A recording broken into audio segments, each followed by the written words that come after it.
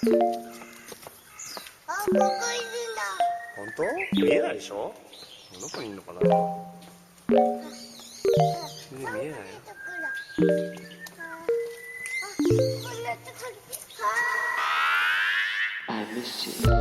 What's good, Internet? It is May 4th, and you're listening to Waypoint Radio, episode 394. I am your host, Austin Walker. I'm joined today by Rob Zachney. Good morning. Patrick Klepek. Hello. And Ricardo Contreras, as always. Yeah, there's a high likelihood that it isn't morning when people are listening to this. Why? Just because the podcast goes out in the night on Tuesday. Well, in the middle of the international day, audience, look up our demos. Yeah, look up our demos, and then think about when people are listening. Some people get it.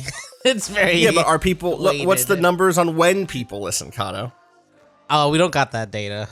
See, we don't got that data. So Like for how me, many it's people? morning. How many people at 9 p.m. are like, the pod is in, time to begin? Like I'm listening to my podcast in the morning. They accumulate.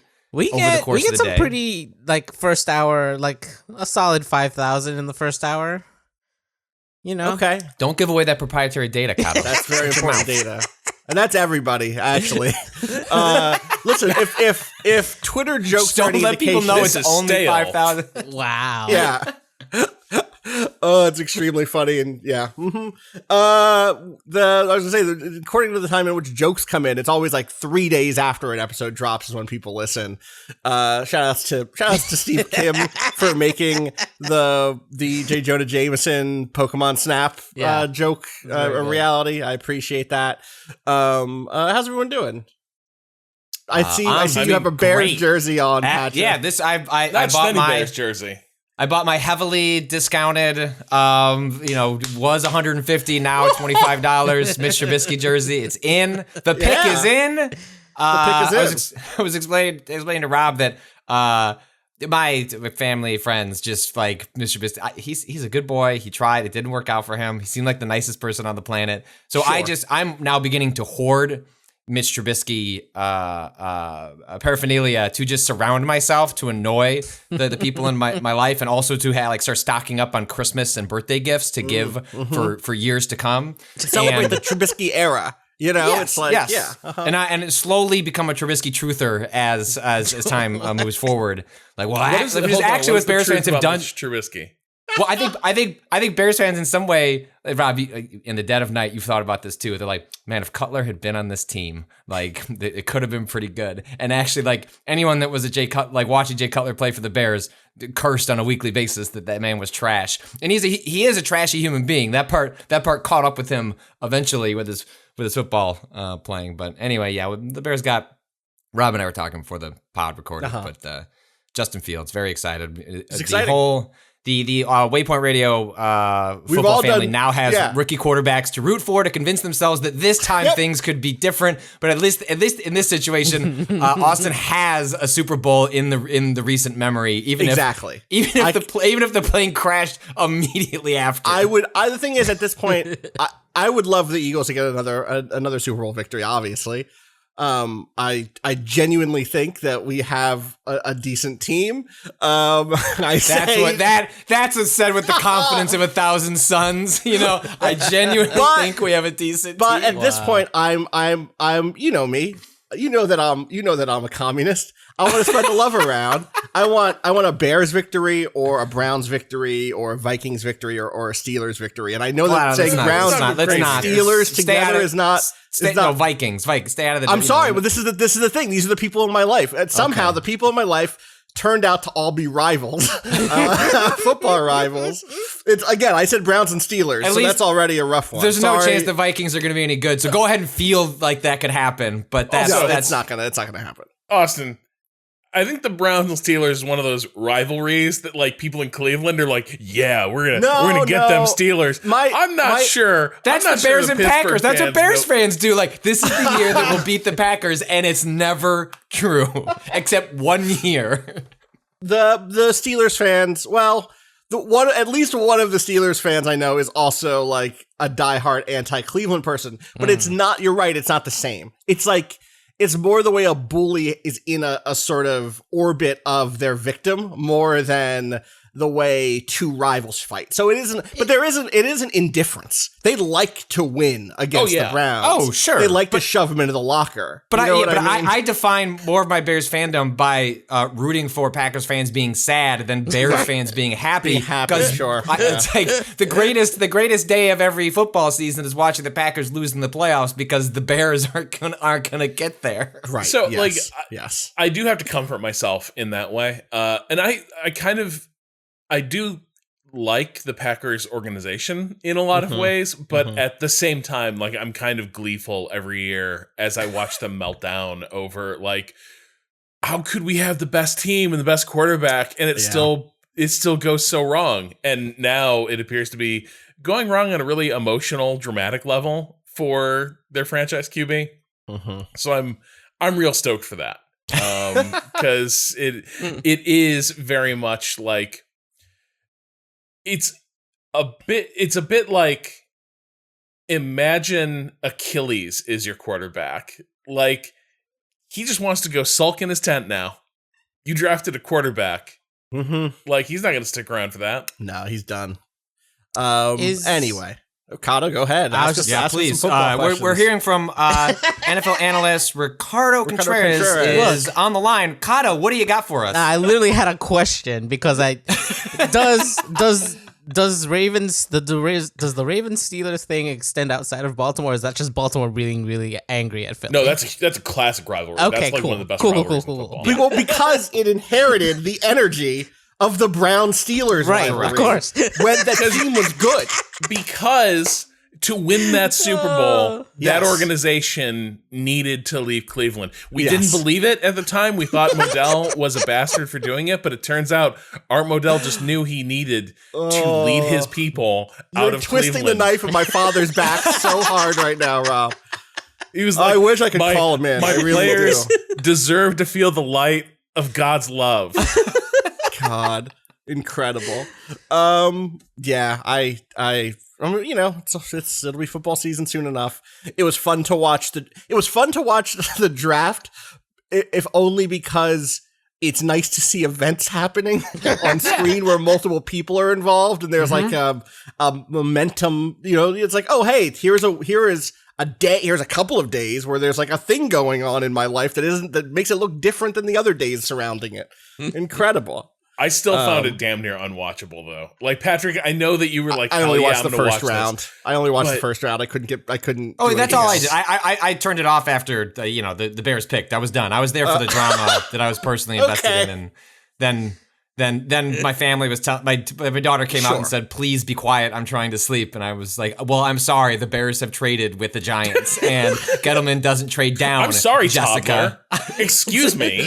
Let me explain what drama is to you, because we're explain that Dave Gettleman, in his 9 seasons as a GM across the Panthers and Giants, has never traded down, and it just happened. Shook everything up. You know what? I was happy with it. I'm gonna say. I was like, oh man. But the thing that's keeping me up at night is like, so we joke about Patrick's Trubisky trutherishness, but I think my truther situation is that like, it is the fact of coming to Chicago that is the deterministic element in a quarterback's fortunes. Like, I cannot shake the sense that like a Mitch Trubisky who like gets picked up by Andy Reid turns into an elite quarterback in the NFL. Right. And people are like, man, people just didn't see.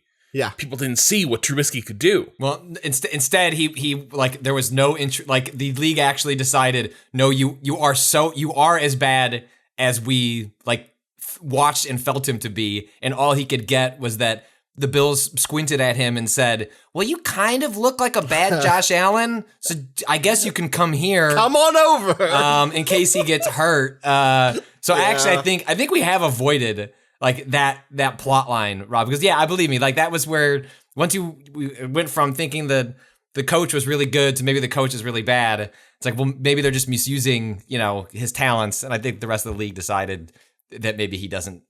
Just having like an old car and showing up to like your draft day interview does not necessarily make you good. The thing is, he's also now a guy who's been shaped by playing for the Bears for like 4 years. That's unfortunate. And so that's the thing where I'm like, I still wonder to this day, like, if Cutler hadn't come into Chicago and gotten the crap kicked out of him. Oh, sure, by situation Mike Martz's matters. game Yeah, not plans. every. It's rare that players can fully And so escape this is the thing, like, situation. I look at Justin Fields, I'm like, I hope this work. I hope you can reverse the fortunes of a team by yourself, because here's the thing: if it doesn't work that way, the team will reverse your fortunes, and that's what scares me for Justin Fields. Is like that there will be, he will have his like I could have been a contender moment, and it will hinge on the Bears trading up to get him, and like that's where things went wrong. Do you think they start him this season?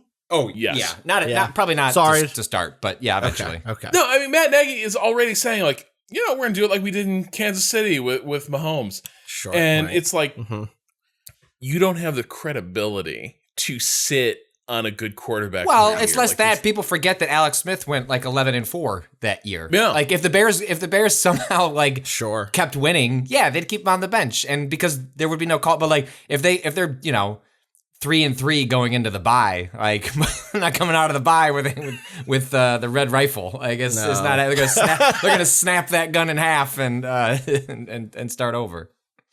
That's fair. All right. Okay. We should. All right. Somehow this started as Rob and I doing a sidebar, and then we started. My internet was fucked up. Yeah. It started over the conversation in the pod. Anyway. Listen, it was going to be it's May 4th, so it was either going to be NFL draft talk or Star Wars talk, and Rob and I have now cordoned that off on a different podcast, so it's safe over there. It won't infect us anymore. Damn. Patreon.com/civilized. That new episode this week's good. What have y'all been playing? What do you want to talk about? What's sort of video I want to talk games about you what got you've on been the playing. list? I'm playing Returnal. I need to know.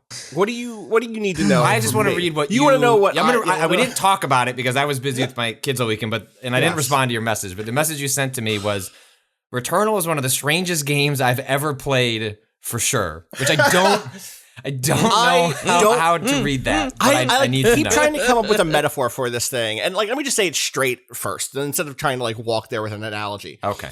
This is a game that I love every second of playing. Absolutely. Every second that I'm playing it, I'm loving it. And deep into runs, 4-hour runs sometimes. Every time you pull the trigger, every time you are dodging through a set of bullets. There are some weapons I don't necessarily love. The shotgun felt better. I think it feels good. It's just not good for this game where you want to keep distance. Once you escape the first area, it's like, well, I need to also escape this shotgun and never see it again. And never see it. Unless it has the slug rounds update, which makes it like almost like a sniper rifle, where every time you shoot, it has like a single huge bullet that goes very far. That one's good. That's a good update or an upgrade. Anyway, but then it is also paced in a way that feels I'm trying to unpack everything about it, because I would pick it up and play it right now. If we weren't on call right now, I'd be happy to be playing this game. But the pacing on it is so wild because each run is so long. I think there is which you've talked about before, but I'm working myself into a shoot in the sense that I'm like, I kind of have wrapped. The first time I played a long run of it and died, I was fine. Let me set this up. I come into this game as like an old school roguelike person who's put like dozens of hours into like Angband, probably hundreds of hours into Stone Soup.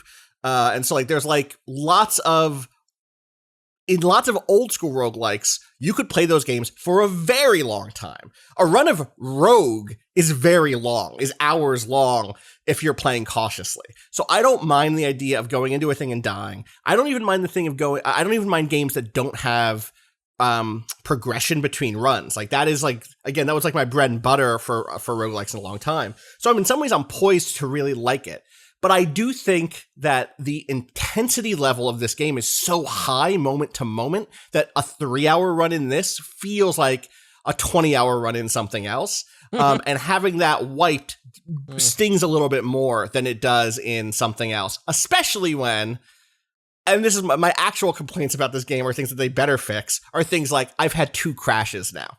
In the middle of runs. I was just talking. And there's no save. Like Hades saves every time you go into a room. Right. And yes, that's exploitable to some degree, but it's not that exploitable. Well, they account for the exploiting. I mean, there are like edge cases, but in Hades, for example, the moment you enter combat, you can only quit the run. The run. If you enter into a room, and even if you see enemies, prior to engaging with them, you can save out and come back. And I believe aren't you capable of like starting a run over, but the only thing that will be the same is like the initial drop. Like I think it's like, oh, you get a Zeus to begin. I forget. I was looking this up because I'm like trying to write a story about how different roguelikes handle like the save and quit functionality. And whether that's a design thing or like a resources thing, but I believe that might be. I believe that's how Hades works when I was looking at it on Friday. But yeah, it's not a requirement. Games have these things, but also a lot of games that either don't have them or often like quick run affairs in which like I never played Spelunky thinking that I needed to save and quit because like a lot of runs in that run is 2 minutes. A successful run is under an hour in Spelunky, right? Once you've got the rhythm of the game, right? The only time you're spending 2+ hours in a lengthy Spelunky run is because you're doing the cautious, exploratory, that phase of it. And I will say my runs in Returnal have gotten shorter as I've gotten better. I'm in right, the but are they now. supposed to? Because that's also my problem with the game is that even though you have the ability. And this is solidified as of like, I don't even mean I'm jumping ahead quicker. Right. I mean I'm running through areas quicker, partially because I have the grappling hook now, which just means I get better upgrades quicker, right? Also because I spent way too long thinking I would get an upgrade for those stone doors that I didn't realize that you don't get an upgrade. There's just switches near those doors that open up. And so I spent such a long, and I think that they tutorialized that right away and I just forgot it because there was so much going on. So that meant my longest best run, I didn't get any of those stone gate upgrades, which are important, which are like, there's just chests in there with weapons and with, parasites and with artifacts and all the other shit that levels you up. So I'm saying even without the jump ahead mechanic, even without the going through the gateways to get to the second or third area, I've gotten better at getting through an area quickly. So that is happening. But I still think like, I keep thinking about this game like a factory or like an assembly line where like, every piece on the assembly line functions right. Every, lever it has the right pull. It doesn't break except for when it crashes. All of the pieces fit together so perfectly, but it's a really long, but the time to build a single thing is really long. And if it breaks, you got to start the whole process over again, which is fine because I like the process. And yet it doesn't fit into the thing that I think I'm bumping up into is it doesn't fit into video game coverage lifestyle. The place I think it actually works really well is I keep thinking if I was a streamer, I would eat this up because I would be able to do, if I'm streaming for 8 hours a day, I could do 3 or 4 runs of this thing. But the runs don't change. The runs are flat in Returnal. Like I am having distinct runs based on like parasite builds. I know, but I'm just saying, I think that changes on the margins relative to your average roguelike. Like I think of any other like, popular roguelike in the last five years, whether you're running the slate of rogue lightish, on the Rogue Legacy side, to the more, harder core stuff that people stream. There's variation in the run. And I'm not arguing that you aren't having like different builds, but I think if you were like, if you play another, 20 hours of the game and finish it or whatever, and then you were to like put into an Excel spreadsheet what all your builds were, and then like looked at it online, I suspect it mostly hadn't changed. Like it's roughly the same. You're just getting a little further. There's definitely like good builds, right? There are builds I think are the good. This is my build where I'm healing on kills. This is my build where I'm building out like poison damage builds and stuff like that. So that stuff is there, but I do think that like because it's such a high intensity game, I do move towards like, okay, well, this pistol's just good. I don't know that I want to try this new gun that I got because I know this pistol just works. And I think that sort of stuff does limit my, like, the breadth of experimentation. But then at the same time, I think about going into the daily challenges where you're getting very unique builds and how distinct some of that stuff is. So I know that there is the capability for that stuff to be really varied and strange. The dailies will feel like a fundamentally different game sometimes, like where like, oh, you're taking, damage upon fall. Oh, like every enemy is going to spawn a toxic, See, but that stuff's happening in my game anyway. It can't. I just mean it, but it takes 90 minutes to get there. That's like a big ask to get to that point. I think my spin up time doesn't feel as bad as yours does. I feel like I'm getting to the game a little bit quicker for some reason. And or that spin up time doesn't hurt me as much, doesn't feel as draining. I think more importantly, the bigger thing for me is I started this game and like through the first 5 runs, I was like, yeah, these runs are too long. This structure is bad. For people who don't know the overall structure of the game, which I'm going to spoil here because I think it's worth saying out loud so people don't. Like, I went in thinking, I read there were 6 biomes and that each one was going to take me, if each one was going to take me 1 to 2 hours, that's a fucking long run to try to get through. Right. Without dying. My understanding is if you beat the 3rd biome, you get into a second act of biomes. So it's 1, 2, 3, then 4, 5, 6. And so then 4, 5, 6 is different areas, I believe. And then that's you have to get through those 3. And then there is like some extra stuff you can do as kind of a new game plus or a post game true ending type thing that I don't know the answer to. I just know it's out there. And I came into it thinking it was a six level run, which would have been, at the starting times I was doing a 10 to 12 You'd be doing hour the full run. game. Yeah, exactly. And be like, oh my God, this seems impossible. Then 2, I at that point I was like, yeah, I think these runs are just too long, but something broke in me over the weekend while I was playing it and really enjoying it, which was, is this what it feels like to hit a new model and to reject a model intuitively because it doesn't fit what I get from other action games, which is something short and consumable, where my progress is straightforward and constant. Versus this where like the hard reset is a hard reset. Yes, you're unlocking it's Dead Cell style. You're unlocking the possibility of finding new stuff more than you're unlocking new stuff to start with, obviously. And I kind of I've kind of made peace with, I'm kind of happy that one of these is having as big of a splash as it's having in terms of finding an audience. So we can pause. I think that a lot of that audience, some of that audience has been like extremely shitty, and can fuck off. There's a very much like console war mentality applied to in which people are like advocating for the game to a degree that is like far beyond how they actually feel about it, and is more about just making a point.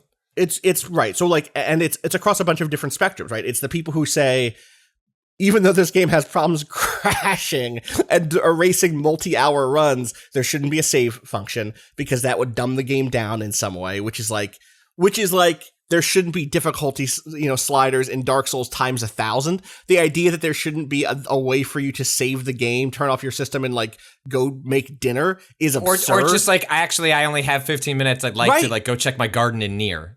Right. That's literally the thing I was doing, right? It was like, well, it is 11 p.m. I would like to be in wind down mode. I would like to go check out my garden in Nier and see if my lunar tier is. Yeah, like I finished this biome. I'm good. I'm good. I'll pick this up. Just let me do it whenever I'm at a teleport place. They're all over the place. Those places are safe when you can use them. Let me save there.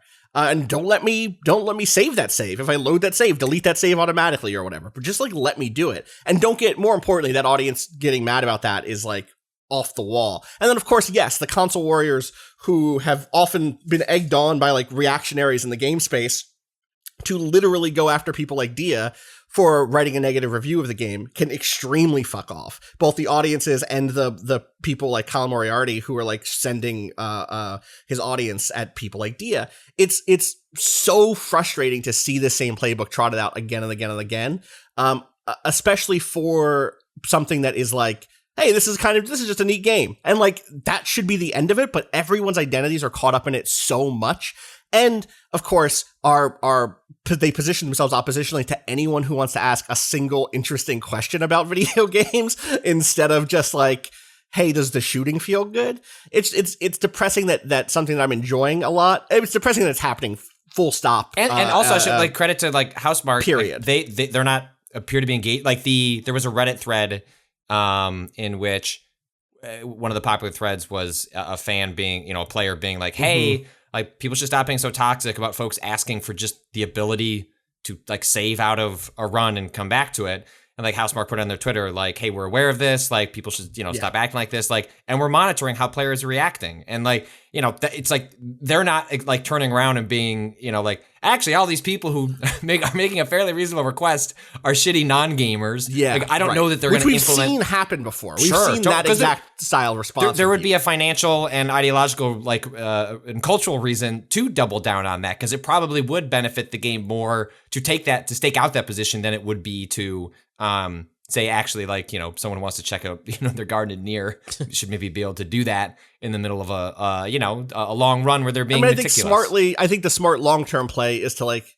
not listen to these extremely loud, angry Reddit fans and to pay attention to like your own numbers, and which will reveal that I bet the people who are mostly playing this game are like encountering crashes, are the sorts of folks who do want saves, who are like pausing into rest mode often, stuff like that, which will tell you, hey, it would be good to support those people and not just the people who are screaming about shit on the internet, Yeah. The point is, I actually really like it, and if I can find an excuse, I might end up streaming. If I can find an excuse, my internet works and my Elgato still works. I might try to stream some of it. Yeah, sometime I want to like future. it more. I think that's this weird spot I'm in where I'm like what do you think of the narrative stuff? Because that stuff, the affected Ripley voice, the like A24 sci-fi horror trauma story. I guess I'll see where it lands, but I'll like it could not be in the game, and I don't know that it would change like anything for like it doesn't move the needle for me like in a positive or negative way. I'm like That seems like, bad though. I guess, but like that's not what I play these games for, right? Like in the same way that Austin and I are different on this point, but like you could strip most of the narrative out of like the Souls games, and like I'm mostly there for the aesthetic and the fights. Like you want a role that feels good. It really doesn't move sword attack. Yeah, it doesn't really move the needle for me because it's not like what I'm playing for. That and even in Hades, a game in which I really like all the story stuff they did. If they took it all out, it wouldn't have moved. That would still have been my game of the year, because the reason I'm there is for this incredibly good, smooth, wonderful action game. And that's the parts in Returnal where that anytime I'm in a run, even in a run that's going poorly, or I'm telling myself like I don't want to do this again, in the moment I'm having such a fucking blast. It feels and so then good to me, I think what I'm struggling with is that climb back up. And so what I've decided is to put the game on pause, and then I'm in the middle of playing Resident Evil, and it's like, well, I'll come back, see what they like initial response is from the studio, and if they're not going to fundamentally change it, I'll probably still play it and pick it up. But I'm so curious to see what the initial, like they turned off a major feature in the game right as I started reviewing it, or playing it for coverage, was that when you die in the game, like players' bodies are supposed to be distributed throughout the biomes, and you can walk up to a body of a player who died, and you can choose to quote avenge them, which basically means that when you approach them, you can get a bunch of ether and a good weapon drop from an enemy that spawns. There's like a Lovecraftian like tentacle monster that will appear as a player character. Like a malignant whatever. Right? Yeah, they're like a pain in the ass to fight the first time, and then you realize like a lot in that game, like just strafe properly and like you'll be okay. but like I remember in one of my early runs, I ran into one early and I got like an excellent like above grade weapon drop like from finding that in the first room. And it also allows you to stack ether in a way that I think it feels like it's meant to balance out. Do you not want to do the dailies? Yeah. Because then there's still a way to like engage with a mechanic that will get you a bunch of ether that you can start stacking. And ether ether is the thing that carries over from run to run. You can unlock new equipment types for them to drop in or to clear a cursed chest. And most importantly, you can get a second life with them. You can find those like weird scanners, like Prometheus scanners. Promethean scanners is the best way to describe it. It looks like a cyber demon it's sketched into the stone tablet. It looks like a cyber demon's run through the wall like in a Looney Tunes cartoon. Rob, you did have a question. Well, yeah, I mean, like I'm familiar with Patrick's general stance on game narrative. But the fact that this game, the vibe I get is that it does have aims of being like, yeah, it's rogue adjacent, but also it's spooky. It's meant to have like an eerie vibe, and I'm like, to me it seems like a problem if that isn't engaging at all, that like the game might not be carrying off its vibe. But maybe I'm just overestimating how much it does want to have that sort of it wants to have horror adjacent feel. It wants to have it, and there are moments that work for me more than for Patrick. Not really the house stuff, which you'll get pretty early on. There's a house that you go into. The kind of PT-ish stuff is sort of whatever. The story they're telling seems interesting. Generational, relationship between a mother and a daughter, and the ways in which people blah blah blah, like it's that, right? The stuff that's working for me more is the audio logs that you find. The best one that I've heard so far, and this is going to be again a minor spoiler from the second level, but like I want to talk about this game. It's been out for a little bit, people are playing it. There's in the second level, the premise is you're in this kind of open desert that then leads to a mountain. And you climb the mountains, like the facility inside of this or inside of and around this mountain and these cliffs.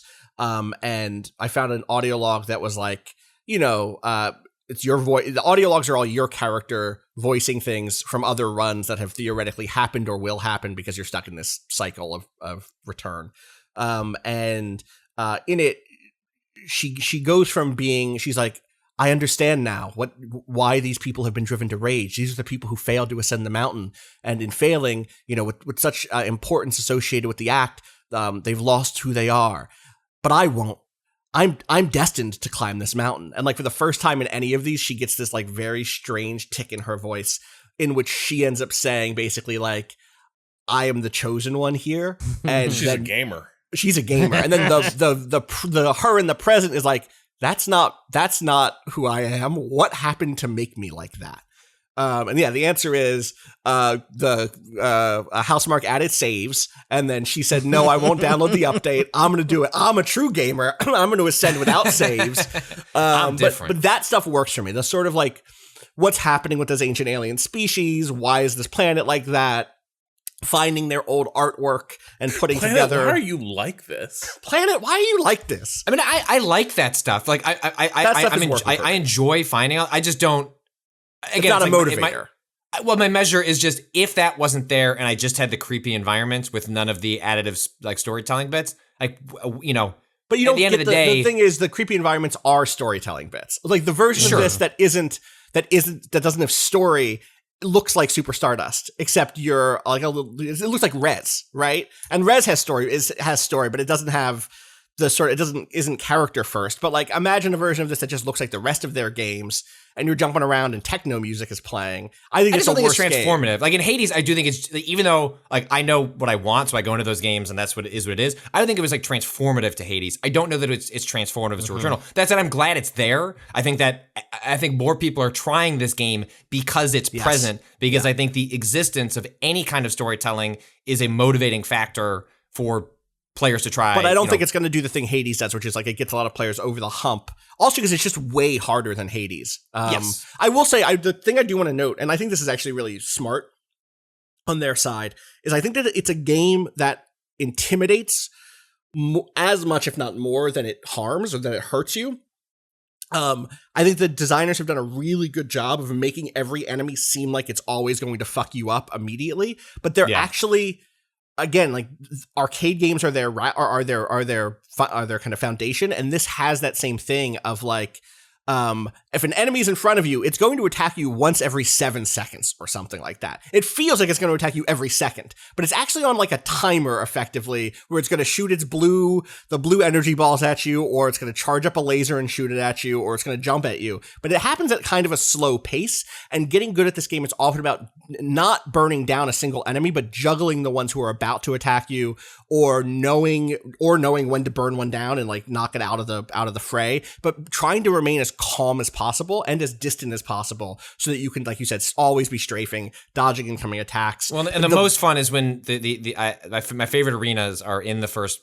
Yeah, I've only played the first 2 biomes, but the first biome where it'll spawn in, like the area will lock and the areas occasionally lock, and it's going to spawn like a mid boss or like a kind of a supercharged enemy. But sometimes it'll just be that enemy on their own. But frequently there's a version of this where one of the main enemy types in like kind of the jungle biome is I don't know, like a tentacle tiger, basically. They kind of leap around and they're fast. And you'll come into an area and there's like 10 of them. And I love the one where you'll kind of get 10 of them spawned around this area, and then you'll get the supercharged enemy in the center, and you really don't have time to deal with them, and you just kind of have to like circle around, slowly taking out the tigers. Or I love it's a tiny thing that doesn't happen every time. Sometimes the mid boss spawns in immediately, and you're just dealing with everything in front of you. And then the game frequently does, or I guess to say occasionally does, a different thing where like this kind of metallic orb material is just kind of like gyrating in the center of the arena.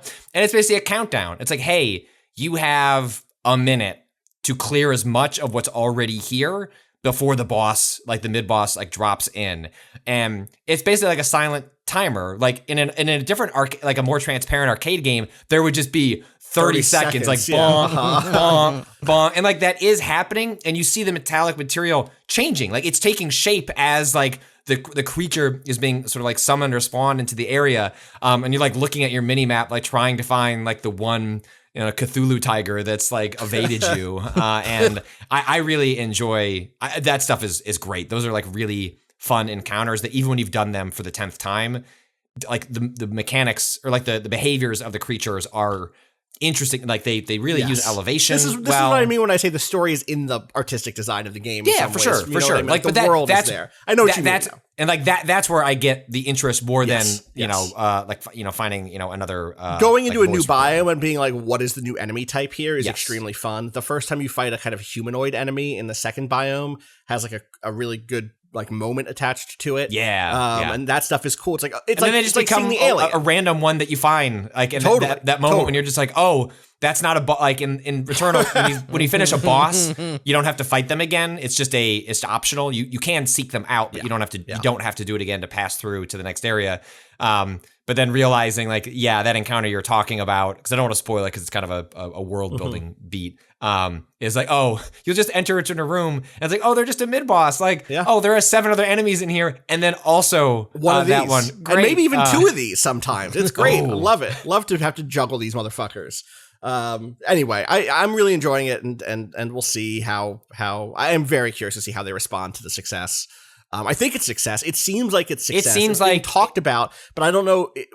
Are there enough PS5s in the world at this point for it to be as big of a success as it needs to be? Who could say? It probably needs to be less. Like this is where setting aside like a game's being $70 and where that falls in the larger conversation. Does it need to be as much of a success when has a high price point? And I don't know where that lands. Is this a Days Gone situation where the game's in development for so many years and then it doesn't make enough money to justify the sequel? Like this game probably has a lower Patrick, if more people would have just bought that game, not used. I feel like every time I say Days Gone, I'm just gonna like end up like signaling 3 more Days Gone fans to send me really weird long email. Like quite literally, nothing else I've written has made as much of an impact as saying I didn't like Days Gone. I don't know if it comes like the through zombie kids. Yeah. I don't know if it's like fit in the SEO weirdly, right? Like, am I just getting like people who Google it but like and again, it's fine. People can send the feedback they want. It's just Days Gone, like fanatics. Like just every 6 months I get a deranged comment from a Days Gone fan. Enjoy your game. It looks great on PS5. Leave me alone. Well, yeah, but I feel like that one, it's a bit like the game-winning drive came up just like 5 yards short, basically. Like they were so close. Like we could have more Days Gone. We love this game. If more people had gotten it from day one, like more people would have gotten into it and understood how great it was. And so now there's this like, you're out there living your life, and years after the fact, someone shows up at your farmhouse and is like, you have to answer for Days Gone, Patrick. And you're like, what? Then maybe the last person who said it was a great value add to PlayStation Plus should have paid full price for it when it fucking came out. God. See, that's an example of how developers can create a more toxic culture. Yes. Also, that dude isn't on that team anymore.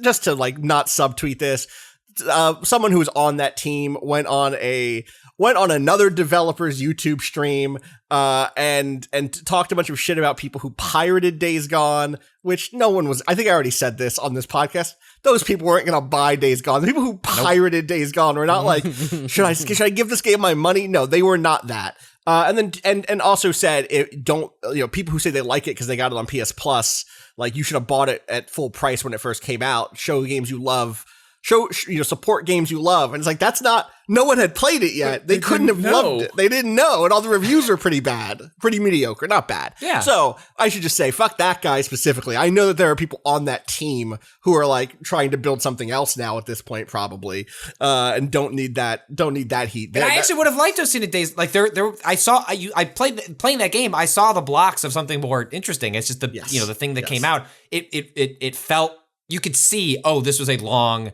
strained game like development process that resulted in something. Took its cost. Yeah, it took its toll on the overlooked. We gotta stop doing this. I will we gotta stop watching about Days Gone. I will say that I have a little bit of like, I bounce off that game extremely hard, but I have rooted for that team because I think it couldn't have been easy to be making a zombie game for first party Sony in the shadow of Last of Us, especially given the ways in which those two games ended up being positioned and like advertised. It was also a much smaller team with far fewer resources, in which over the course of that game's development, I heard, some of the ways that game was made involved like outsourcing, like what otherwise would have been, I can't speak to anything specifically because it's been long since I've heard about it, but like the kinds of things that you would think, oh, they would clearly build that in-house. Right. They didn't. And like it was worked on by, outside resources. I think speaks to the ambition of the game, but also how something would end up. There's a reason you do that stuff. Yep. The reason you export things like art and then like work on mechanics. There are all sorts of problems with that, that process. What was that makes me want to shout out the video that, who did that great video from a couple of months back? Austin, you tweeted about it. Yes. Oh yeah, great one. Interviewing a bunch of folks that worked on like, outsourced art and how fucked up and bad that world is, and how many games that you play rely on that for their games to be produced. YouTube, People Make Games is the name of the channel from them, and then it's how game publishers buy crunch overseas. It was from 2 months ago today. Shout outs to Chris Pratt and Annie Sayers, who did a good job on that one. Should we take a break and come back and talk about some other video games that aren't? Yeah, give me a few minutes to figure out who I can blame for there not being more order games. I think that'll be my new bit, is just carrying a grudge out for the order. And let me just Google. I never finished it. Let me go over to Metacritic and see who sinned. Let's see here, let's see. I wonder if anyone who reviewed that game is still even reviewing games at this point. They're all probably consultants at this point. That's Yep. That's what I would suggest. That's what I would suspect, rather, from bigger places anyway. Weird. I wonder why people leave the world of reviewing video games. This fucking place. All right, let's take a break.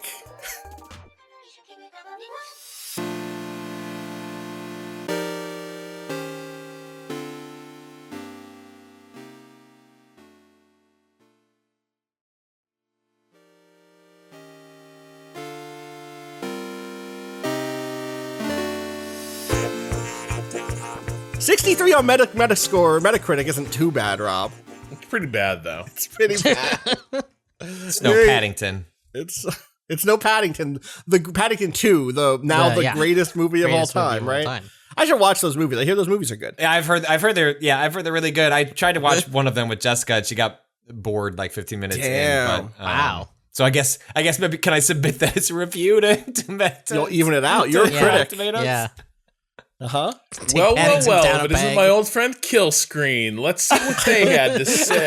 Okay, that's a GoDaddy Parks domain. Oh no. Well, I'm glad they're paying GoDaddy since they didn't pay their writers. Ooh.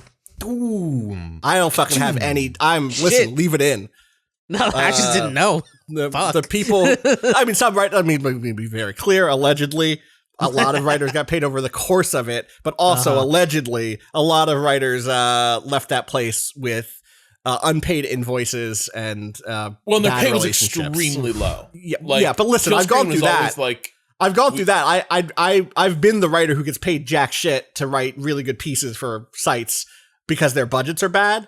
I think there's even a line between that and then straight up not paying your people. That is. No, I agree, but I'm saying like in retrospect, everything seems like of a piece with Killscreen, kind of, which was like there were a lot of folks who like got behind that really idealistically, who did great work. Kind of felt like in the end it was a brand building exercise for not Killscreen, not for nope. Sometimes you just want to pad your CV, I guess. Anyway, Jeff Grubb says The Order 1886 is the best game from 10 years ago. See, Jeff's good people. I mean, he wrote that when the game came out. That was a diss, Rob. Damn. Oh, he didn't say that. Like, he didn't say that. No, that's to his review. Sorry about that one. All right. Look, I was trying to. I was trying to like not be alarmed. Yeah, I get you. We all listen. Here's the truth. We all love the shit we love. If you do it with open eyes to like the ways in which you understand why other people might not click with it, it is what it is. You know. But we had that question last week about games that we love that other people don't like. You know, and that's Rob, also I realized. Did Rob miss that one? Was Rob not on? Yeah, No. Rob, we're gonna make you answer this question now. What's a game that He just did. Oh, right, The Order 1886. Yeah. Well, no, but what's the question? It was basically like, what is a game that you like that people routinely dislike? I think this was someone who wrote in about Balan Wonderworld, basically saying like, I really like this game. Why, is there something what game do you think is fantastic despite critical reception being extremely negative? Yeah, no, this is a pretty good one. I think that's because otherwise, because it can't be like, what's a game that people just didn't care about or didn't engage with at all? Like, because then I'd be like, let me tell you of Kohan and the Immortal Sovereigns. I mean, and that's real good. Like that was. Yeah, I remember. Oh man, I remember. Oh, wow, I remember the people. Form Wars. Really like the four. Yeah, but also isn't critical to this question. It can't just be that critics dumped on it. Or like Balan Wonderworld is a game that that there was also a mass audience. Yeah, like, it has to be. You have to be truly isolated on an island. It can't just be that.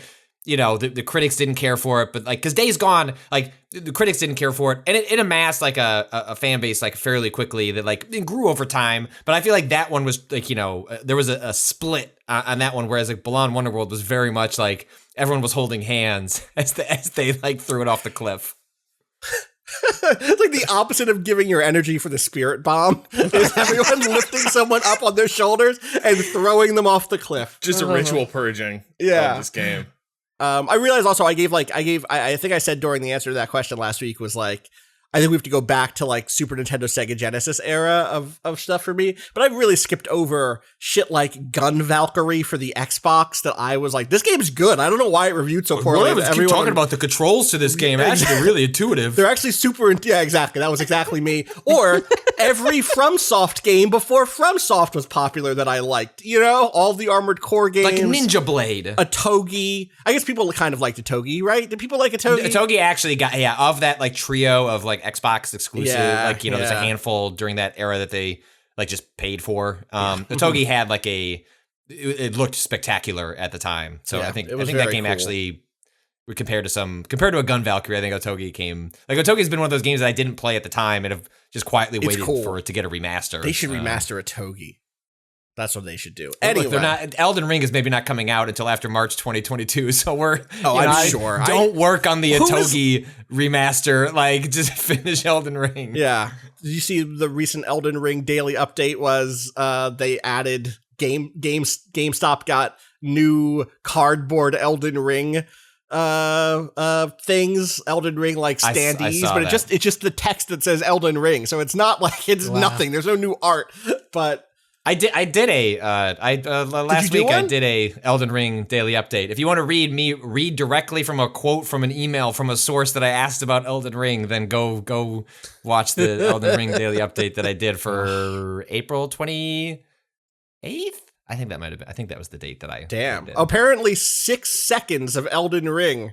New footage from the same leaked shit. It's got the same watermark. So funny. Yeah, okay. I'm not going to look at it. If that game's not coming out until it's summer 2022. It's also 6 seconds. I'm not that desperate. This is like me and the countdown. Like, we're going to release snippets of the new Judgment trailer.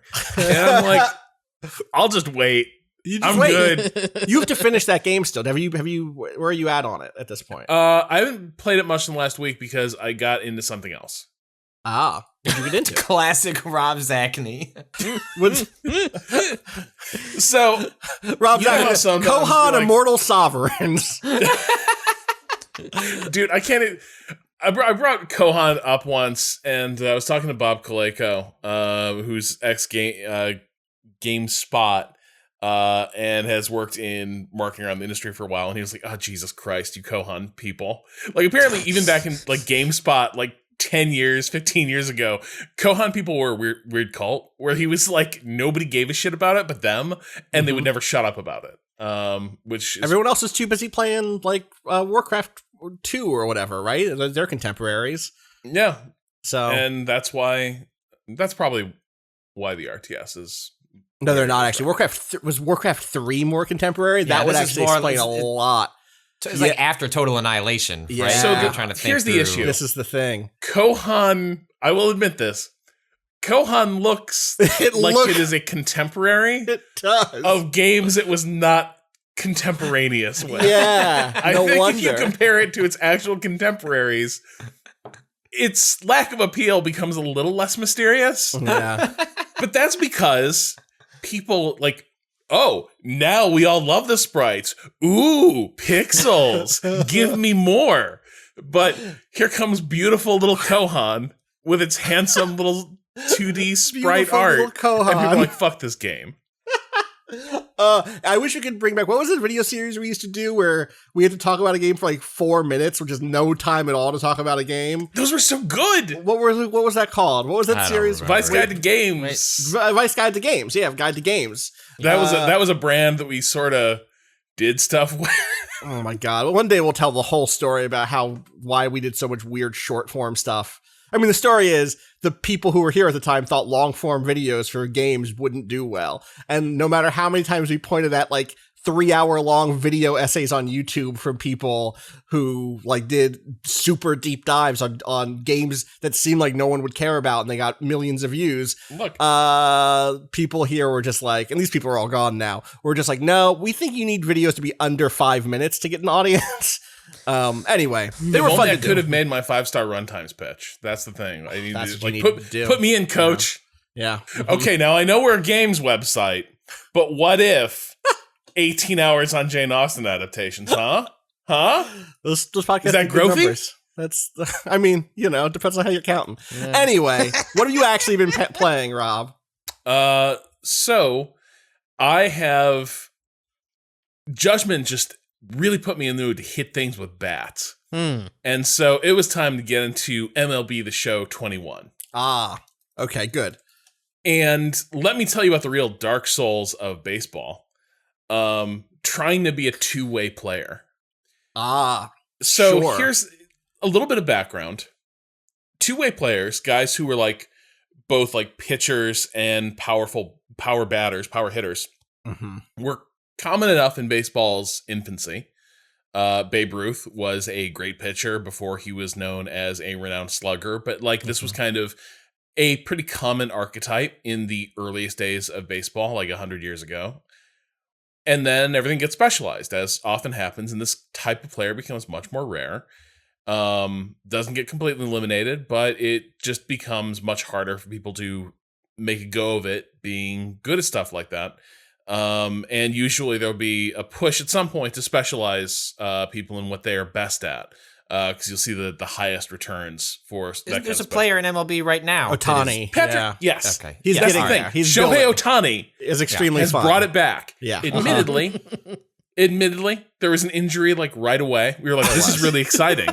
I hope the physical toll of this really strenuous type of play doesn't catch up with him. People should understand how hard pitching is. If you've never personally been like friends with someone who's pitched, even at like the high school level, like I think it's easy to assume like you just get out there and throw the ball a little bit. But they're only out there for 4 innings. Yeah, Boo. exactly. 3 days off. But like A Jesus major Christ. surgery is a routine part of a pitcher's life. Tommy John surgery is just gonna happen.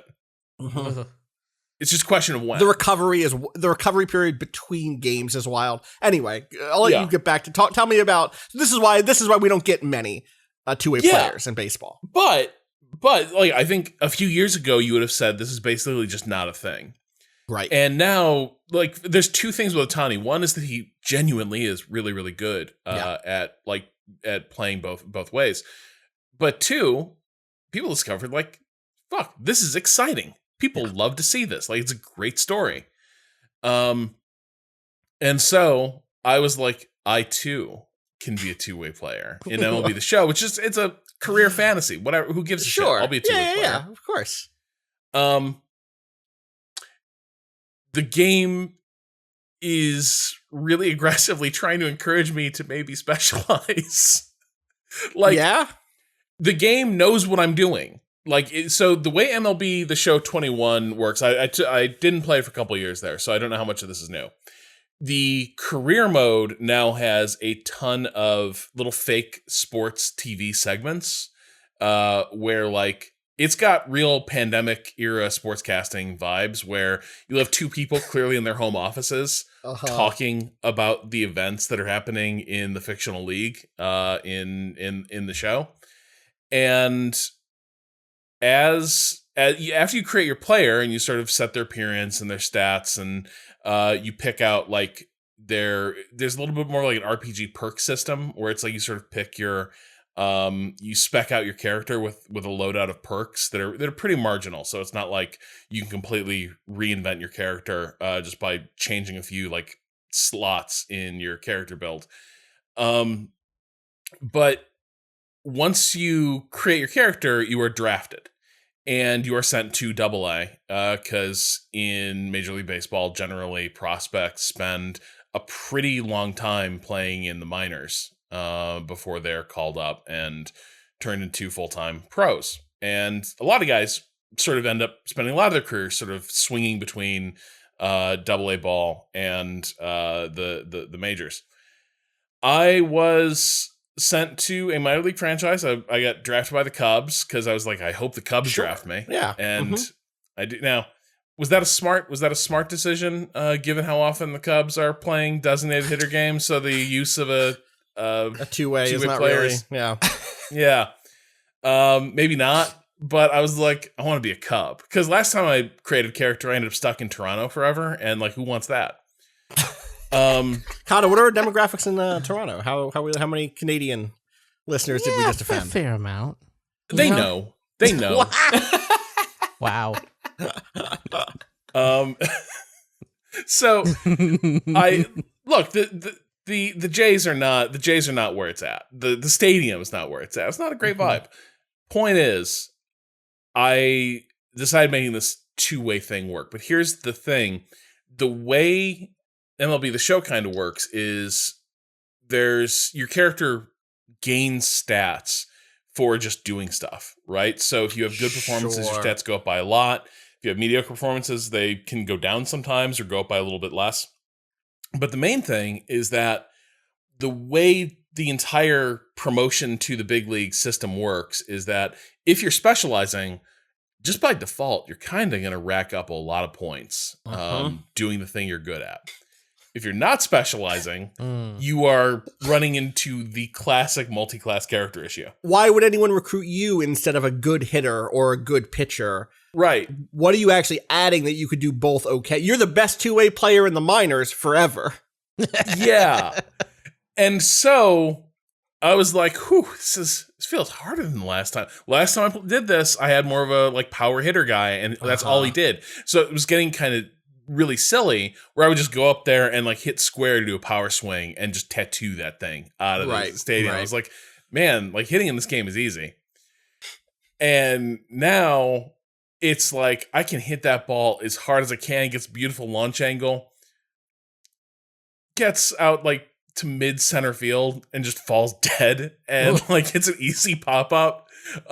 And the little interstitial segments where different pundits for the MLB network are sort of talking about your character. It went from, man, we're really excited about how this prospect shapes up. It's an interesting experiment. You know, it's really difficult to do this, but this guy seems like just one of the most exciting prospects in the league, to So let's talk about how difficult it can be being a two-way player and why this is maybe not a thing as much as it's been in the past. Carlos, you were in the league. When you were in a long slump, how did you break out of that? What's the mental game like when you're racking up those hitless games? And then you start getting like little hits from like their equivalent of local sports radio, where it's like more of a morning zoo type character who's like talking about just what utter shit you are. And he's basically calling out like, you got greedy. You were like, I want another Ohtani. Guess what? There's only one. You can't just draft that. And in between that, I'm going up and just getting my ass kicked. Like, I am a pitcher whose fastball tops out at like 87 miles an hour. Uh-oh. And I'm a hitter. Wait. A power hitter, no less. Well, is a power hitter something you choose to be or are described as, Rob? So there are contact hitters and power hitters, and they're kind of different skill trees. I am more in the power hitter direction, but hasn't the whole league trended towards power? And like that's part of the critiques of like modern like baseball is that it's home run driven as opposed to, knocking runs in and getting on base. Yeah, so baseball has ended up in a really weird place. Part of it is that good pitchers are now a dime a dozen. And so Rob, you just have to lean into how slow you're going and go like 45 miles an hour, like that one guy that blew up on Twitter the other week. Did you see this? The tortoise? Yeah. That shit is great. Cado, that's the kind of guy I'm turning into. Like, my pitching career is actually going really well. Like, right. Because the thing is, if you don't have that heat, the entire thing is just the chess match between you and the batter. And that feels fucking great. That's the most, Rob Zachney chess match pitcher is the most obvious. Of course, this is the sort of pitcher you are. Yeah, like I have nothing in the toolbox. I've got a slow fastball, a really iffy changeup that like could go anywhere, and a slightly brutal curve because it looks a lot like my fastball, so it just falls. Sure. But that's going really well. And so the pitching thing is going decently, but even there, the commentators are like, he needs a good defense behind him because like he won't give you a lot of good looks, but he's not hard to get a hit off of. But a good hit is tricky. So like I don't get a lot of strikeouts is the thing. But yeah, so the entire game has turned into this thing now where I'm like pushing this boulder up the hill of like trying to get this guy to become an elite two-way player. And everything in the game is like, that's just not how baseball works, man. Like, you need to be way better at the show to make, because that's the thing. If my execution were way better, I would probably be amassing just enough points in my various stats to become a viable player. But because my results are middling, I am progressing as a hitter and a pitcher, but probably not fast enough to ever become a like star player in the league. Now, the thing that is also cutting against me is I stupidly turned on dynamic difficulty. So as I am getting better at the game keeps turning up the difficulty, and I kind of am running in place. Where like, as I'm getting, and this is really starting to tell on my hitting game, because the pitcher batter interface in this game is so good. Like genuinely, I play the show and it's like it makes me feel like I understand how impossible hitting in the major leagues is, because like so many things look good when you're making the decision about whether you're going to swing, and then the ball just disappears and you're like, that thing was center of the crosshairs. I was like winding up to take my swing, and somehow that slider moved way outside the strike zone as my bat, like it just vanished. Well, and as you turn up the difficulty, getting these timings right and like getting that recognition on pitches just gets harder. And so every time I'm making a little bit of a gain of like, yeah, I'm a good hitter. I'm starting to figure this out. The game is like, congratulations, harder difficulty level. And my at-bats like collapse yet again. And so it's interesting. The game is like, it's not saying no. The game, if your heart is set on being your own, like roll your own Shohei Ohtani, you can do that. You can do it. Yeah. But you better be good at the show. That's good. I love it. Yeah. This sounds like a fun time. I'm glad that you went in deep on MLB the Show, because up until now our coverage of that game has been me and Patrick going like, it's weird that it's on Xbox. Isn't it weird that it's on Xbox? Which is like true. It is, but like Yeah. I'm glad that we have someone who went in with a mission and a love of America's pastime. Well, that's the thing.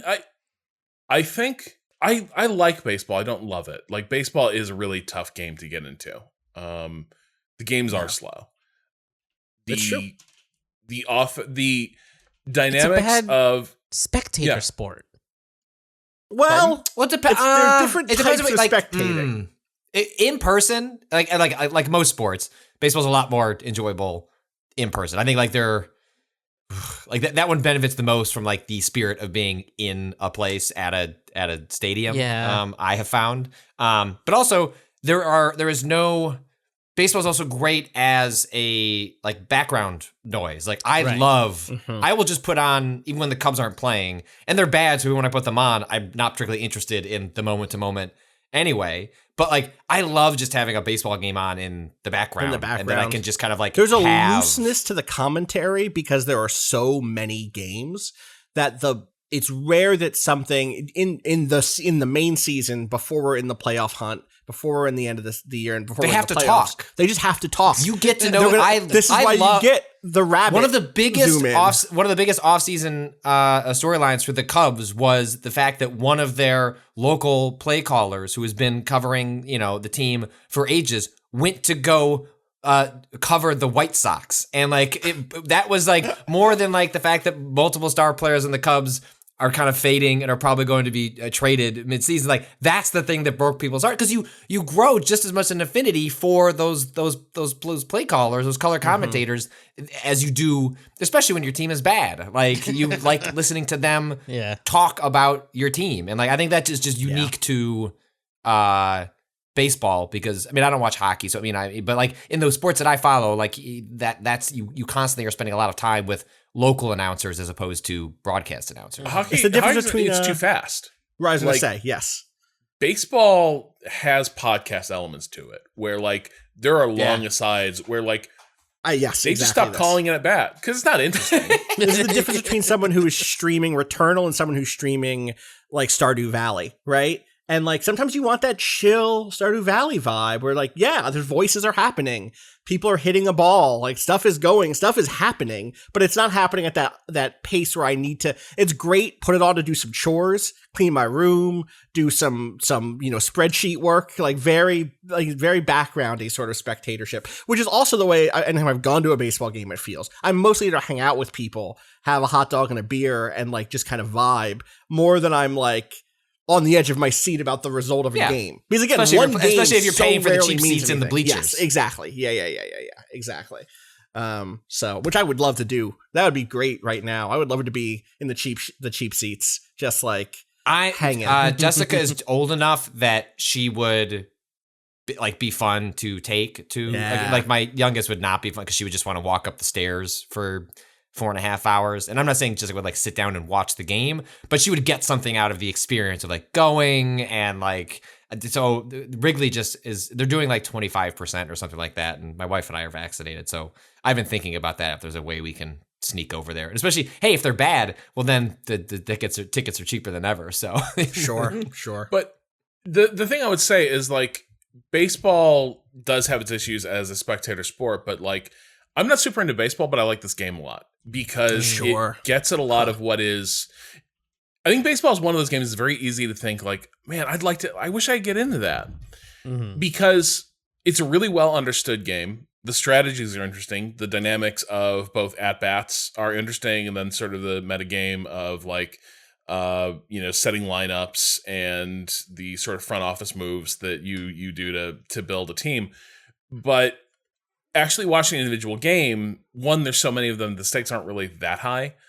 And two, it can be sort of tough to parse what is interesting that's happening. I think the thing that makes the show really good is that it's kind of like you get to interact directly with the cool parts of baseball. Mm. And so what appeals to me is that the show kind of lets me enjoy baseball without having to endure the parts of the real life sport that just make it, this is an odd way to put it, but like it's not a very ergonomic sport for fitting into your life.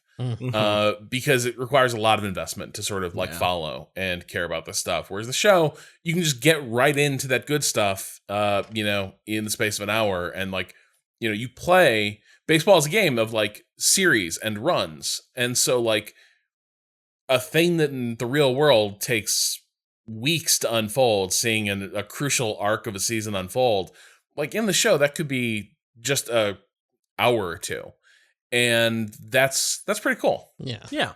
I would advise for anyone who's heard any of this conversation and thought either this is really interesting, I'd love to hear Rob Zacny continue to philosophize about baseball, or people who say this seems like a boring conversation. I wonder if there's an even more interesting way to talk about baseball that would actually make me care about it more. Go listen to or read Rob Zacny's MLB the Show 18, Dreams of Escape from Politics, and Damn, It's Tempting. An excellent review from 2018 in which Rob, it was one of my favorite things you've ever written. It's so fucking good. We got to have a conversation about that. There's an episode of the show embedded in that piece that was a blast to record. I think people should listen to it because it's some of the best talking about sports and sports video games in the world of games journalism. Bumps up against sports a lot, and I think there's some people out there who've made it their beat. Kat Bailey is one of the only people who likes to play sports video games and inside of the world of games journalism, and has made it her duty to report on them pretty well. But it's so nice to see Rob dig into that and have good takes always. So go read that piece. It's great. Cado. Yo. Do you want to talk to me about Scavengers, a game I said I'd play with you and then I didn't play with you because I'm a bad friend? Nah, yeah, it's fine. I did mostly just a couple solo runs. It's a battle royale game that... No swords on this one. No swords on this one. This one's guns. Guns again. We're back to guns. Okay, can I just say what I've seen about Scavengers? Yeah. Snow. Uh-huh. You got to get to a dropship to escape at the end. Yeah. To escape the storm. Some interesting mobility stuff. Is this not just Ring of Elysium again? Is this not just... No, actually, because the loot system is very different. So the one classic thing about battle royales is that you drop in, you have nothing, you have to go scavenge shit. Hey, look, that's the name of the game. In order to, get loot and survive as, something forces players into a central location, be it a storm or whatever. In this one, it's similar in that you start with no loot, but there's very limited on the ground loot. And what you're actually end up doing is collecting scrap, which eventually plays into a crafting currency. Is a crafting currency. Yeah. So gotcha. There's this it ends up having this kind of leveling this no one can be too outkitted too early on because you need to secure enough scrap, which also means getting into fights or completing objectives on the map. So there's not that thing of a lot of other battle royales where you're just I found this top tier gun early on, and so now I can win fights because I can fight them at a longer distance, for instance. Right, because people are still using pea shooters, and I've got this fully kitted AK or whatever. Wait, is this kind of a Schluter Royale? Got him. That's it. Wow. You just made this game a lot of money, Rob. Oh my god. Yeah, kind of. Yeah, even there's even a meta layer. Well, so okay. what you have There's in your also- crafting go ahead. menu is limited at first. Uh-huh. You Per run or per account? per account. So you're leveling up outside of the game. Yeah, there's in like some these way two also. kind of tracks. So like when you Outside go of into the You game, know what I mean?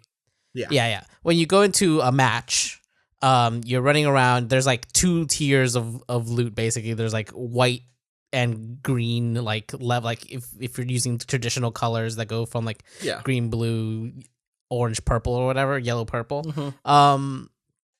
You only get white and green in the world, and then the rest of that stuff is going to be coming from your crafting.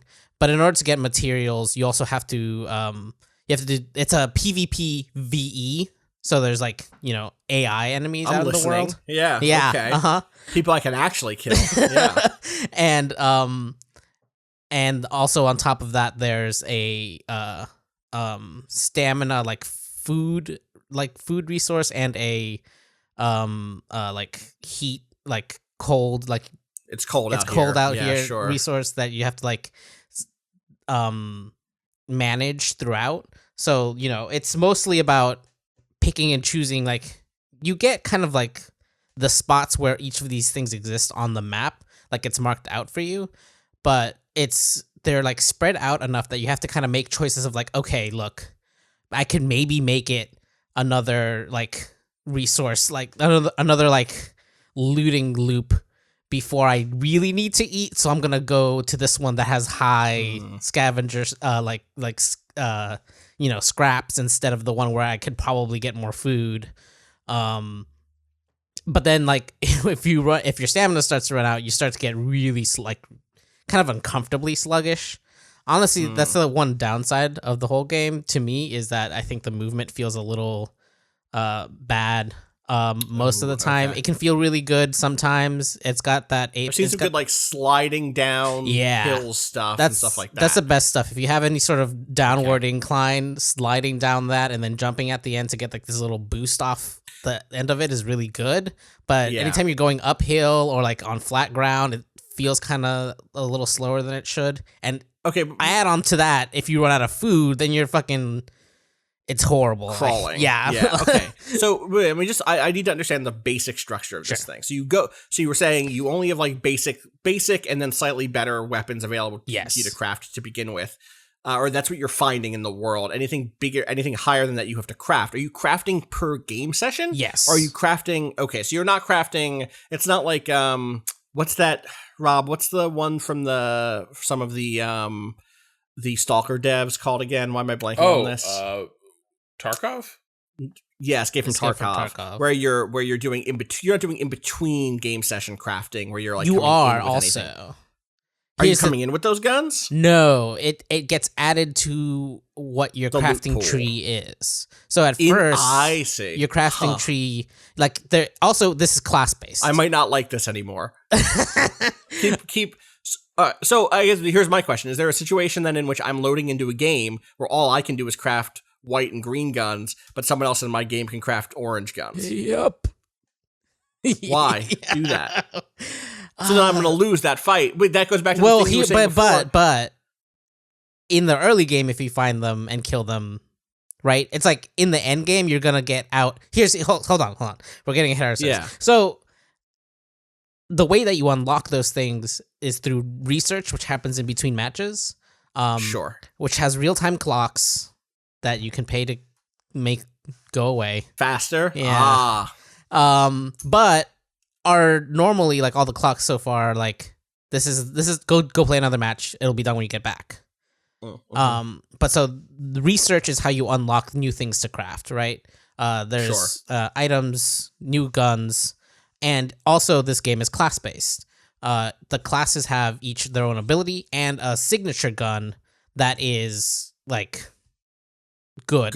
Yeah. Okay. So you always have a good option available to you. Yes. I see. I think partially what ends up happening is that the higher tier loot and stuff becomes more about getting good shields and that sort of upgrade, and that upgrade is also craftable, and that's not something you have to unlock. If you can get enough scrap together to get to the purple tier stuff, like you're gonna get there. That's already unlocked for everyone. The characters each have their own kind of specialties. There's one with a shotgun that has a shield that they drop, so like they can't be shot from far away. You have to get in the bubble with them, and then they have a shotgun, so Gotcha. they probably, Sure. that sort of thing. There's a sort of mid-range kind of I guess you would describe it. I would say scout rifle because Destiny, but like a single shot kind of like not like faster firing than a sniper, but not as far ranged as a sniper, but still like semi-automatic, not a full automatic sort of rifle. And then one guy, and that character's ability is a like AoE heal, and then a sniper that has these traps that deal damage and like partially stun people who step over them. Sure. You can only have one of each of these on a team, so like you kind of split up. And there are also other characters that are locked behind the paid currency, which I think you can also unlock in game because I had some and I didn't know where it came from. I was like, I didn't spend any money, so there must be some way to unlock. I haven't really realized exactly what the where that is coming from, but essentially what's happening during the game is you're collecting this resource called the data, because the like world, like there's narrative in this game.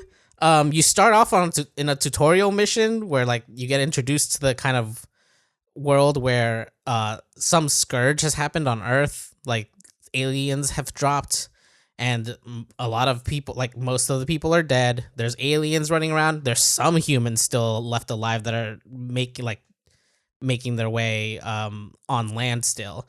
But then like your group of people are like being resurrected by some AI on a space station, and being made to make these runs in order to gather data about what happened, what's going on, because the AI doesn't know either, even though it's like an AI. And so gaining data is kind of the thing that you take to do more research that gets you the unlocks. And normally it's like you have to get to the end in order to get on the dropship and leave.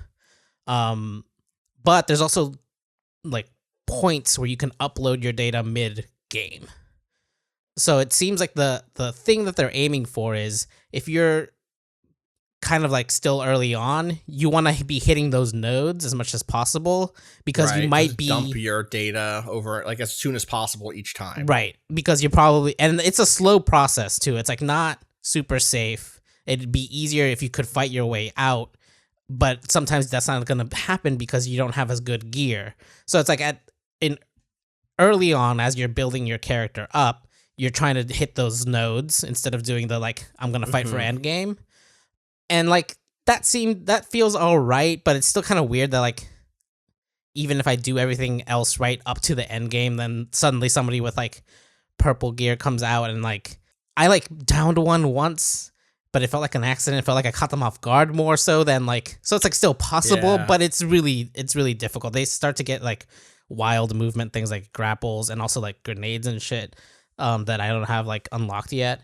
That part feels weird, but like it did feel good to like end that game and then be like, wait, but we stopped at like 3 nodes.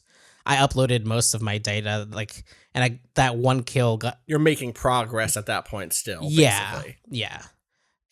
That's cool. It's kind of interesting, and like the real thing that I have an issue with is when it feels bad to move around. Sometimes it feels like it's a network thing almost, like not. It's hard to describe. It's like not quite, like latency teleporting or anything like that, but it feels like the game is slowing me down so that latency teleporting doesn't happen almost, because I cannot figure out any other reason why I'd be going this slow sometimes. It's just like feels kind of sluggish, but it's early access, and I'm hoping that the netcode gets better. We'll see where it also ends heard up, but that there is some rampant cheating early on, which seems wild for a game that just dropped. That literally just Well, I mean, gamers will find a way. Gamers be cheating. Gamers find a way. That's how the saying goes. That's what Jeff Goldblum said. Yeah. So, But yeah, I think Well, it's an I'm glad you checked interesting. it out. It's an interesting way to do sort of like a long tail, like you're leveling up stuff, like you're unlocking new things, which kind of is like Tarkov, like popularized that. But this feels it's third person instead of first person. The kind of the look is much more stylized and less like realistic, like Tarkov, I guess. So it's just like a different and like. Also, presumably you can play as women, yes. unlike in Tarkov. Yes, there are multiple women classes in the game. That's good. Actually, one of the best ones is the one that goes invisible that I think I might unlock if I keep playing this game. She's really cool. She's just it sucks when somebody just fucking disappears out of your sight in the middle of a fight. In a battle royale seems really strong to me. I think it might be a little too strong, TBH. But we'll see. We'll see how that all. I mean, it's The big thing is that the game is early netcode access. seems iffy. Huh? Right. I don't know that it's iffy as much as like I feel like they're compensating for it ahead of it being bad. I'm just saying, you have a game where like you're already not entirely sure how much you trust the way the game is adjudicating things, and you pile some invisibility in there, and it's like. Did I just get outplayed, or and they're not fully invisible, but it's one of those like in a hectic fire, in a hectic firefight, they're effectively invisible. So yeah, I don't know. I had some good time. I'll check it out. It's free to play. I'll at least boot it once or twice and play with some people. Yeah. Yeah. Also, be clear, I'm actually not sure Tarkov has a Stalker connection. There were some Stalker developers on another game that feels a lot like Tarkov, sometimes Servarium. Right. So that one, right. Tarkov is more like Battle Royale and just some sort of like demilitarized hellscape. Servarium, a Genesis bomb went off and Earth has been overgrown by lush alien fauna. For some reason I had thought that there were devs, a dev crossover, but I guess no. It feels like a game that has a really like strong affinity for the Stalker aesthetic, but isn't necessarily like Stalker and I know it's not a ballistics model probably. Yes, totally. That makes sense. I forgot to mention. I think this Uh-huh. one part is cool. I really just want to shout it out really quick. The cold thing that we didn't talk about that much. There's actually roving like storms, end up working out like the red zones and other battle royales, except that they slowly move across the map. You can see them coming, and that means that you have to like find shelter. And usually the places that are considered shelter are occupied by PvE enemies, like. So there's a really great tension of having to clear out a space before, like, as you see a storm coming down. Like that bit is actually really neat. And then probably are you also like sort of trying to sniff out like I don't want to engage the enemies. I want to see if someone else does. Right. Like how long do you wait until it's like okay, we have to go down? Yeah. Yes. Yeah. I wish Hunt Showdown had a pure PvE mode. Still, it's still a thing I wish for. Anyway. Sounds interesting. At least again, I'll try it out for sure. Anyone else have anything they want to? Patrick, you just been same stuff that we already talked about. Nothing new to. No, shout out. Check back later this week. I guess we'll talk about some Resident Evil at the end of the week, right? That makes sense. All right, let's take a quick dip maybe into the question bucket if that makes sense. Rob, I saved one for you this week. Oh right, I remember that you had mentioned there was comes in from Anthony. One that was set aside. gaming at vice.com is the address. Hi, Waypoint folks. As a teacher with a deep background in library and critical theory, I've been a tremendous fan of your work over the past several years. I don't know why. We're a fucking mess. Aside from games, my other primary hobby has been the cooking, eating, and scholarship around food. So your now weekly dips into the food portion of the question bucket have been an incredible joy. As both a thanks and a challenge, I wanted to offer you all one of my favorite food studies assignments. Some short background. I was fortunate enough to do an independent study at the end of my undergrad at food studies. It's a real thing, much like there's an early adoption of game studies. NYU also houses one of the leading food studies programs in the US. While I attended school in the Bronx, I did attend a few lectures at NYU. I read, ate, and took day trips out around the city with my professor through the spring semester just before I graduated. It was the best A I've ever earned.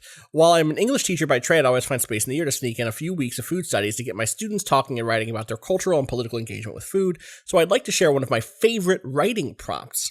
This assignment slash thought exercise comes from one of the seminal food studies texts, Warren Belasco's Food, the Key Concepts. And it begins like this. You are hosting a dinner for a very diverse group of people, including a vegetarian, a dairy farmer, a nutritionist, a hunger activist, your mother, and yourself. As a gracious host, you want to please everyone, or at the very least, you do not want to offend anyone. Everyone must eat. There cannot be any hasty, angry departures from the table. You also want to serve a meal that reflects your own tastes and values, and you don't want to spend a lot of time or money on it. What on earth can you serve? Describe the menu, taking care to show how it will appeal to each guest's sense of identity. In addition, your meal should be both responsible, considerate of environmental political realities of the food system, and convenient. It should be attainable for most people who are going through the trouble of hosting a dinner for others. I have what I feel to be a correctish answer to this question. I'll follow up with an email and explanation if you're gracious enough to give it a shot, but I'd love to hear you work through it on the pod. Love the work you're doing. Thanks for everything, Anthony. Again, that list of people is, I've been logged out from my email. I'll see if I can remember it. No. Vegetarian, dairy farmer, nutritionist, hunger activist, I think was one of them. Is that what I said? I'm logging back into my email. Your mom, you? Is that it? Is that the list? I think that was the list. I think that's the list. I'm going to write it out so that, okay, I found it. I got it back. Vegetarian, dairy farmer, nutritionist, hunger activist, your mother, and yourself. Okay. I'm leaving this. Everyone can contribute to this. This is a tough one.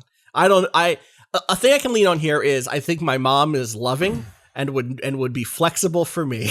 And also right. I think would buy into the like thought experimentiness of it in a way that's like, she would go along for the ride, no matter what it was. You know what I mean? And so it's one meal. This isn't the recurring thing. This is one meal. So she'd be fine. Any thoughts? Where to begin on this fucking wild collection? We're just gonna post the whole thought experiment here so you can. Yeah, I would hand the phone around and said, well, "This is Grubhub. Everyone just make a selection, and I'll cover it. Cover it. You got it. Yeah. So I mean, yeah. Go ahead. My actual play here. Yeah. With my competencies. Yeah. Would be we're having a selection of vegetarian pizzas. That's exactly where my brain went, Rob. Wow. 100%. 100% vegetarian pizzas is where I went. There's stuff here that I don't know. I would want more specificity on what's up with the hunger activist because I don't know where the offense comes there without knowing what type of activism it is or without knowing if is there like a particular type of too much food that would have, you know what I mean? I don't know what the play my assumption there is what they're ruling out is some sort of huge family style buffet, which is going to almost certainly generate a ton of food waste.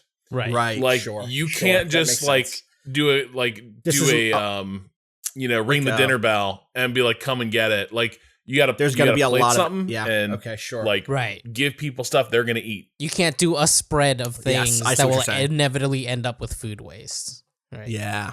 Yeah. Which is where the other place my mind went was something where it's like, here are some, tortillas and stuff you can put in them. And that way you can like make to your thing. But you're right. That would lead to a lot of waste. That's a good point. Talk to me about your vegetarian pizza options. Oh yeah. I mean, like it's frozen. You said frozen vegetarian pizzas, right? What? Did you not say frozen? Why did I imagine you say the word frozen? No, I'm not. No, I was like, it'll be freshly baked. Maybe I just have coldness on the mind because of scavengers. Yeah. Yeah. No.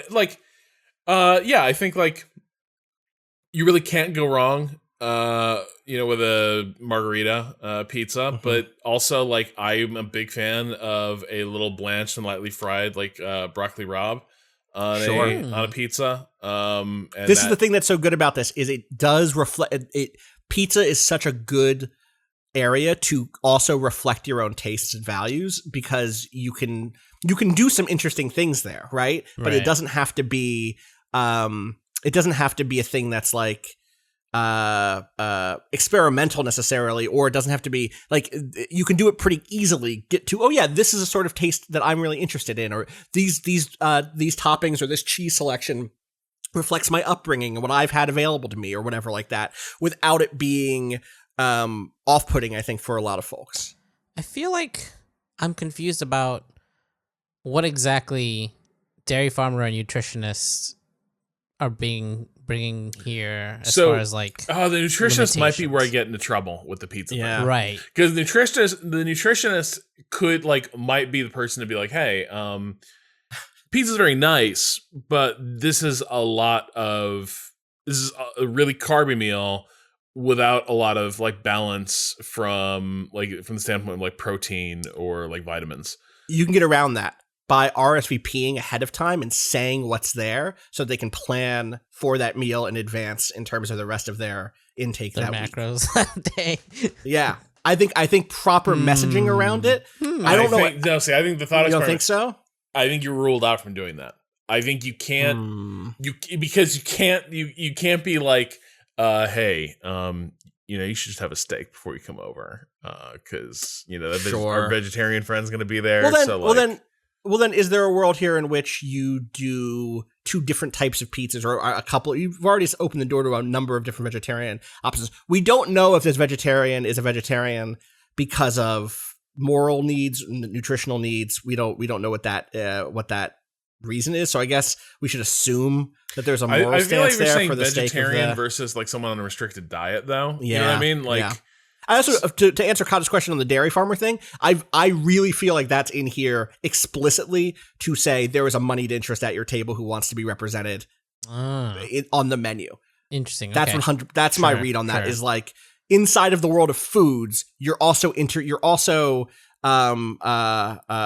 connecting to people who want to see that their work has been valued and brought to bear inside of the mix. Also, I think it's interesting. This is a vegetarian and not a vegan because that's immediately where it becomes Kobayashi Maru. You end up. You can't have that dairy farmer and Correct. the vegan. Right. Like that's just who are you going to offend? Yes.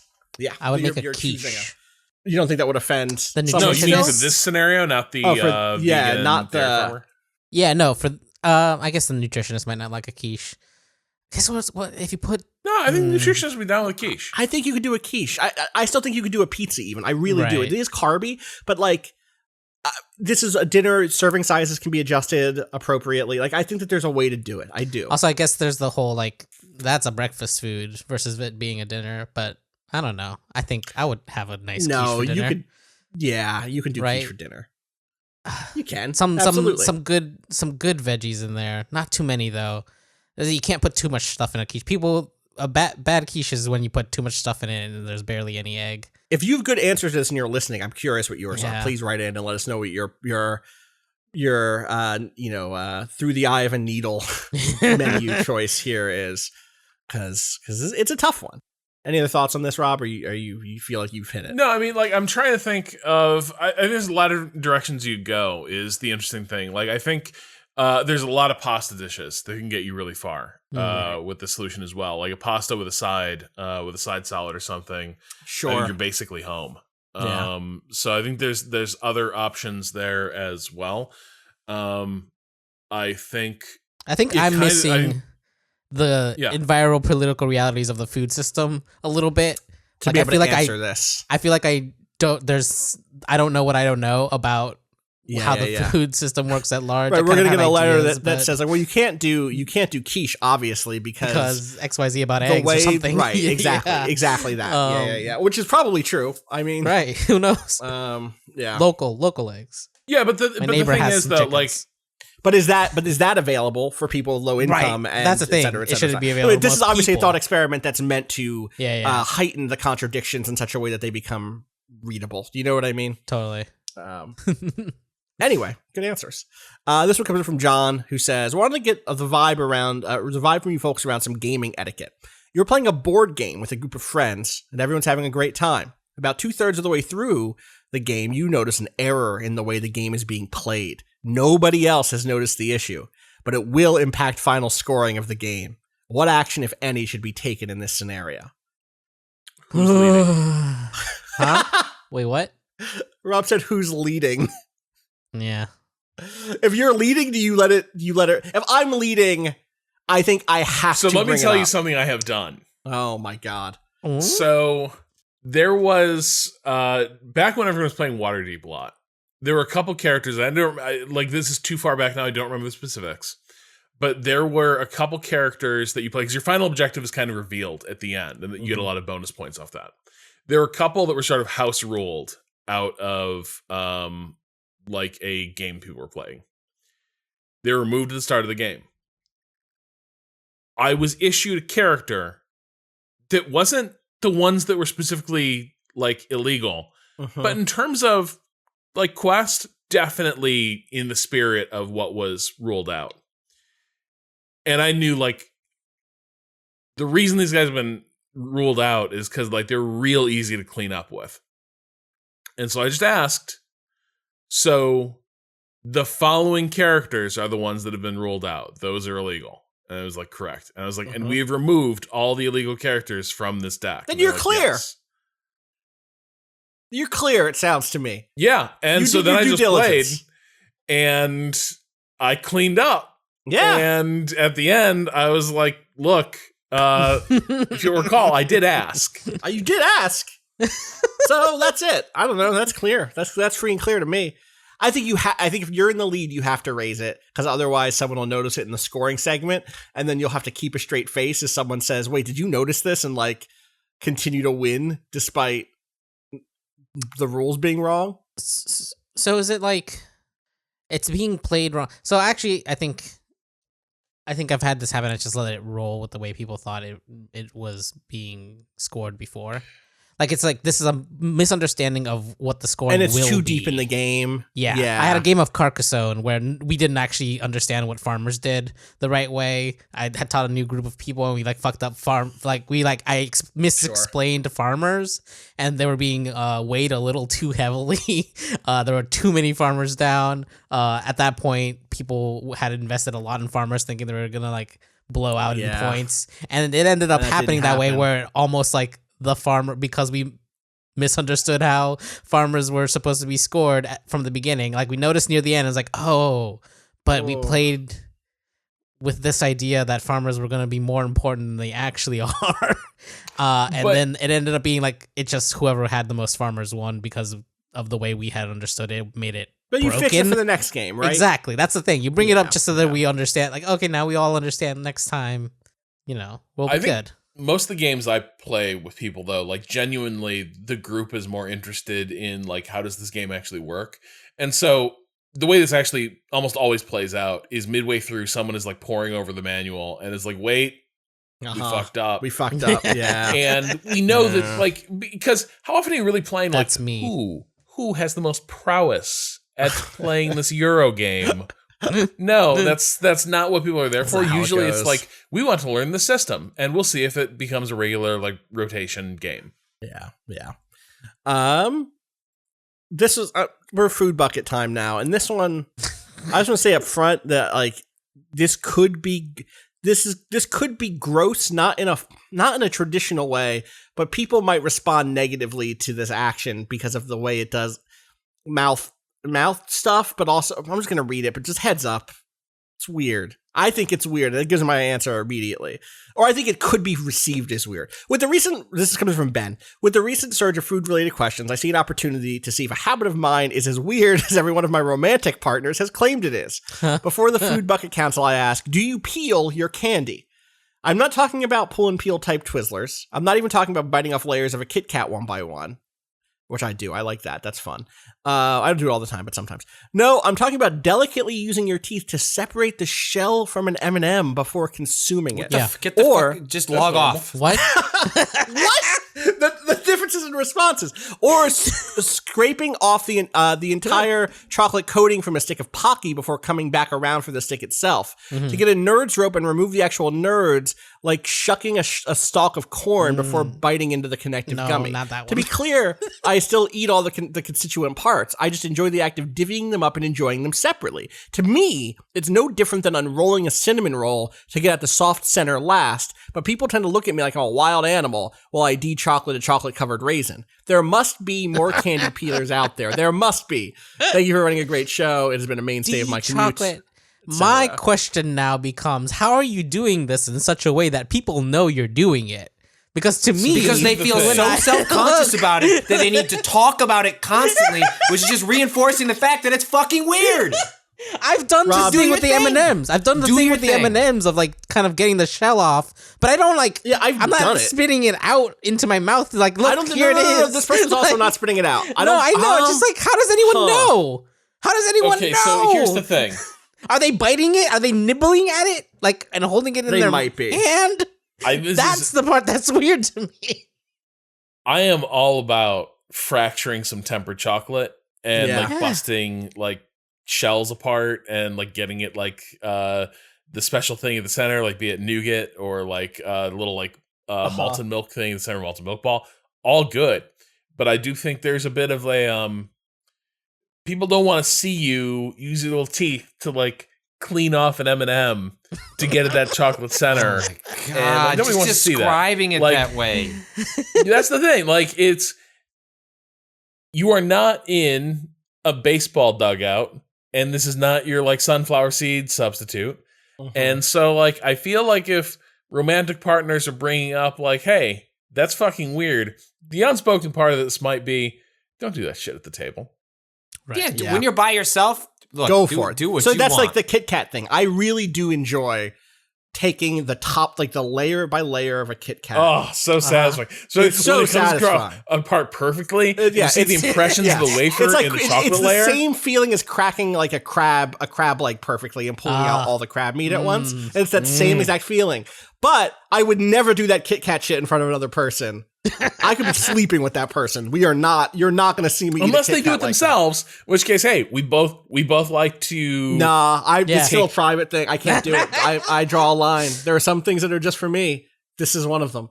The one of these that I'm closest to, and I don't do it I haven't done it in a long time, like a decade probably. But Mike and Ike's are a very basic candy, but I have a fondness for Mike and Ike's. I used to be broke in a way that was like, I had a box of Mike and Ike's once a, couple of months or something, right? I was like, you know what? I'm gonna treat myself and get some candy. And I would make that box last for like a week by putting a Mike and Ike in my mouth and waiting for it to just become gelatin, basically, for all of the flavor to leave it. This is the grossest thing. Right. This is why I signaled this would be a gross question. But by the end of it, it's like a see-through clear gelatin. Yeah. And even that, I wouldn't buy it like that, is what I would say. But it's an interesting mouth thing. Yeah. This is why I said it was going to be a weird question, because I knew my answer was actually going to be the grossest ahead of time. Oh, because you were savoring? Because I'm saying... I would... Like, I didn't do that because Mike and Ike's were never my thing, but like, let me tell you the like stages of erosion of a Skittle. Yeah. Like, that for me, it was like, the flavor is becoming less, and so is the color. It is almost time to consummate this Skittle by devouring it. God. Just eat your food. The one that really gets me is the Pocky, because you can see. They're obviously like scraping off the chocolate and then holding this stick of like lightly scraped. That's why you're getting in trouble here. It's a thing that's happening outside of your mouth. The flavor I want from Pocky is the snap into the whole thing to bite the mix. Yeah. Because otherwise it's a real bad pretzel. Right. It's not a bad pretzel. It's a cookie. It's like a... No. There is more cookie-like Pocky. There is. Yeah. There is. I would say...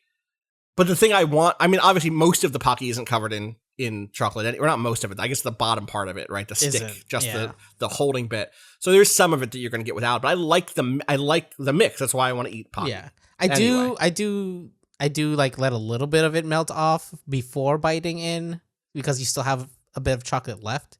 But I'm not. This is all again hidden. This is just for my person, like in my mouth. In my mouth. A memoir. I got one in from Ash here who says, "Hello, friends. New Pokemon Snap game reminded me of something. One of my earliest friend crimes. There was this girl in my class that I didn't particularly like or get along with, but I found out she had Pokemon Snap at her house. I spent all 3rd grade trying to get invited to her house so I could finally try it out. When I did get the invite, I was punished for my bad intentions by being forced to eat dinner with her very white family who wanted to make me feel at home, quote unquote, by cooking chicken fajitas, which she called chicken fajita. This is T-U-G-H. Rhymes with Vegeta. This says FA-JIE-TUGHS.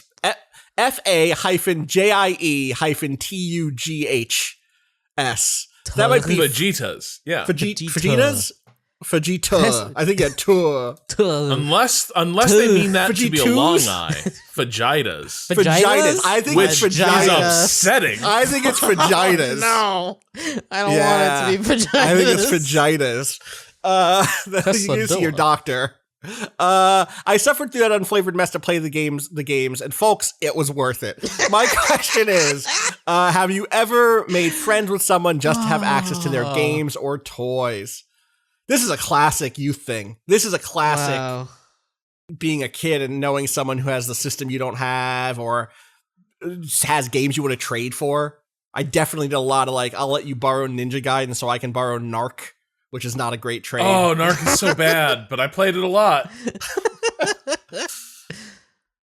Or like, I'm trying to get other similar. It was mostly that Problem stuff. Is I had all the games. You were the I was the person that people came to. Patrick's realizing he's the friend who's serving chicken fajitas. Well, and it was also the case that our house was around the closest around the corner from like the high school and things like that. And even in middle school, like my closest friends, they would just walk to my house with their parents instead of coming to, to get them to school. They would just come to my, I mean, like it was just, we were a nexus for that stuff. So, and I was just really into games. Yes. And I had a lot of friends that liked games. And so I just became the handout. But the one difference is like no Sega consoles in this house, please. Wow. And so a friend around the corner was the only one that had the Genesis. And so, like when Eternal Champions came out, that was I think I've told the story before, but like that was the, you motherfuckers with your sweat in Mortal Kombat was or stacking Sonic cartridges was the instance where that got flipped on us. Mm-hmm. But no, yeah, I was the one that people came to. I definitely had a friend who huge piece of shit and grew up to be a piece of shit. And had piece of shit vibes even in elementary school, but he also had a well-paid divorced mom who tried to assuage her guilt by buying a lot of cool toys and games. Yeah, sure. And so I felt bad for this woman, by the way. Like, she deserved a better son. Now, had she helped create, like, an infant terrible? Absolutely. But nevertheless, like, it was a good gig to be that guy's friend. He even had, like, a summer pool membership. And so, like, we would go to the pool every day during the summer. It was real good times. The only thing I had to put up with was him. And yeah, that was an access to a lot of like fun activities like paintball and he had a Genesis and a ton of games for it, and the pool was fun. Yeah. There you go. Yeah. We got an update here. Mm-hmm. Hi, Waypoint crew. Pinky here. Quick update. Replaying Parsec at work. Rob, you missed this one also. We had someone write in and explained that we had to think of like gaming in weird places. Pinky wrote in saying, some virtual machine shit. Some virtual machine shit, basically from a copy place, basically from like a Kinko's, basically in Croatia. So let me just read this update. At the time of writing, I haven't listened to the pod yet, but a friend informed me that my email about playing games at work using Parsec got read on the pod. So I don't know when you recorded that, but it would be very funny if it was on the 29th of April, since that's the day my boss finally got tired of there being no customers and decided to fire me and shut the whole place down. Now, I don't know if my extremely Croatian boss listens to a video game podcast that's all in English, or if this is just a happy little accident. To add a little spice to this, we agreed that I'd use the rest of my paid vacation during May. I asked the boss's son, who is also my coworker, if I should just leave the keys at work, and he said yes. I went to say goodbye to my other coworker, called my other boss, and she got pretty annoyed that I left the keys and said, "Why'd you leave the keys? Now you won't have the keys if we call you to come back to work." I didn't want to argue, so I walked back to my old workplace, picked up my keys, and I'm hoping they don't call me back. So let's just say I won't really be missing working there that much, but it's been a fun first job. Thanks for the pods. Sorry for another longish email. Hope you had a nice day. I'm glad you didn't get fired for playing video games at work, which was my fear. Yeah. But it would also be very funny if the timing on this was such that you got fired, concurrently with us literally talking about you playing video games. Just putting the at energy work. into the I air. definitely became a games writer because I got fired for playing video games. Wait, did you? What? Yeah, so I Origin wrote this story out, like, long time ago. Gamers with Jobs did like a special like PDF magazine thing. I wrote out the whole story. But I don't know if that's like easy to find these days. But yeah, so I worked at like a real dog shit like content mill. And I wasn't a writer for it. I was like an editor for it. But it wasn't like real editing. It was just like approving people's like stream of consciousness affiliate marketing ramblings. And that was the mix. Like it was like 80% affiliate marketing dirtbags. And then like 15% people who were just like legitimately completely out of touch with the reality of what our site was. And they were like, man, I'm a published author. I'm just a in-demand blogger. People love what I have to say on this website that has a shocking number of articles going up every day about crystals and antiques and water for gas. And so the thing is, the whole thing was this. I'm sorry, this is going to take a little bit, so apologies. Please, this will be our final thing. We'll go out on your origin story, so please. So the guy who got me in, this should have been my warning. Within a couple months of me starting there, he was starting to develop carpal tunnel syndrome, like symptoms. And the issue was, our CEO had this theory. He was like, I want to see just nothing but like onward and upward improvement. Like, I believe in you guys, and I think you'd always be better than you are. And so, as you have higher throughput, like getting articles on the site, your daily requirement to get stories on the site will go up. The better you are, the more unreasonable your goal will be. And so when I went in there, the goal was like to get 100 articles on the site every day. My buddy, who was like one of the top performers, was like, get 300 articles on the site every day. And what that meant was really whipping through the CMS and the editing software at just a blinding pace. And he started that's a lot. Let's just 300 a day. Might have been like 265, but it was definitely like well north of 200. Also, I should know, this is like a classic factory boss thing, by the way. This style of like pushing you to hit a maximum so that they can raise the quota after that indefinitely is like classic pig iron, factory type shit. Yeah. And that's the thing. This like I sort of sussed out like this guy is like, it's obviously ridiculous, right? Like you're gonna hit a limit of what is physically possible. Plus, we were at the mercy of what was being submitted. Like there were things we couldn't run on the site, which was like obvious white pride shit, which we got a lot of. Weird celebrity gossip, like grudge bearing, like the truth about Oprah. A lot of people have fixations on that. And so to get 200, 300 articles on the site, you would have to touch 500, probably more. Especially because we were all drawing from the same pool of articles. You'd reload a queue. And so like by the middle of the day, all that was in the queue was shit that had already been rejected. Like the realities of this business were just, that was it. But so my friend starts getting carpal tunnel, and man, they lost their shit. They were like, how could you do this to us? Like, what do you mean you're asking for workman's comp? What do you mean? Like, just that kind of shit. Meanwhile, I was like, this sucks. And I just started, the only thing making it bearable was the fact that Christmas I got an iPod. My partner got it for me, and I started listening to Games for Windows radio.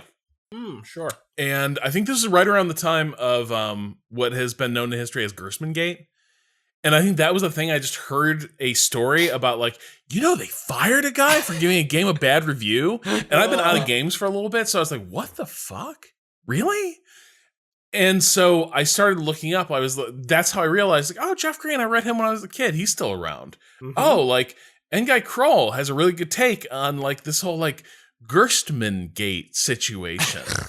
And so this is how I started falling into this nascent, what became known as like the blog, the brainy sphere in some ways, the blogosphere of the mid to late 2000s. And I started listening to this podcast. It's the only thing that makes it bearable. And so I started getting really interested in like the way conversations around games have changed since I followed them more intensively before college. And around this time, like the big game of that year was BioShock. And so I started playing it. I was pretty demoralized by the fact that they didn't give us more than Christmas Day off.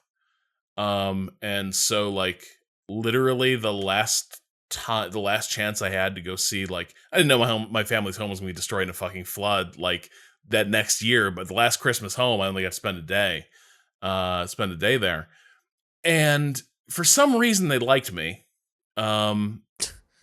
I think it was because the CEO, even though he was obviously running like a content mill sweatshop, he was obsessed with creating a Google-like culture. He was like, I kind of think we're kind of Google-ish.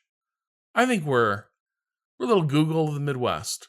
That's what I want the vibe to be. Here are your hoodies. Here are your fleeces. And so I think because I seemed smart, he was like, there's no way this guy is just completely checked out and basically not even trying to hit our quotas. We just need to give him more challenging work. Story of my high school life too, buddy. Let me tell you about how I'm about to live down to further expectations. And so I ended up in a different department, and it was customer service, and it was even worse. Mm-hmm. And so I was like super burned out at work, like really depressed about it. And I was like, I'm just going to start, you know what? I'm just going to spend this entire week just like shotgunning BioShock. I love it. And there was a night where it was like, 1 a.m. I had to be work at 6 hours. And I was like, fuck, I'm going to finish BioShock tonight. And I did. It was a good time. The ending sucked, it's BioShock, but it was a good time. But I'm like, as I'm going to bed, I'm like, oh shit, the sun's coming up. Well, as long as I get 90 minutes of sleep, I'll be cool. I'll be able to get to work. Not much has changed with Rob Zachney. Yeah.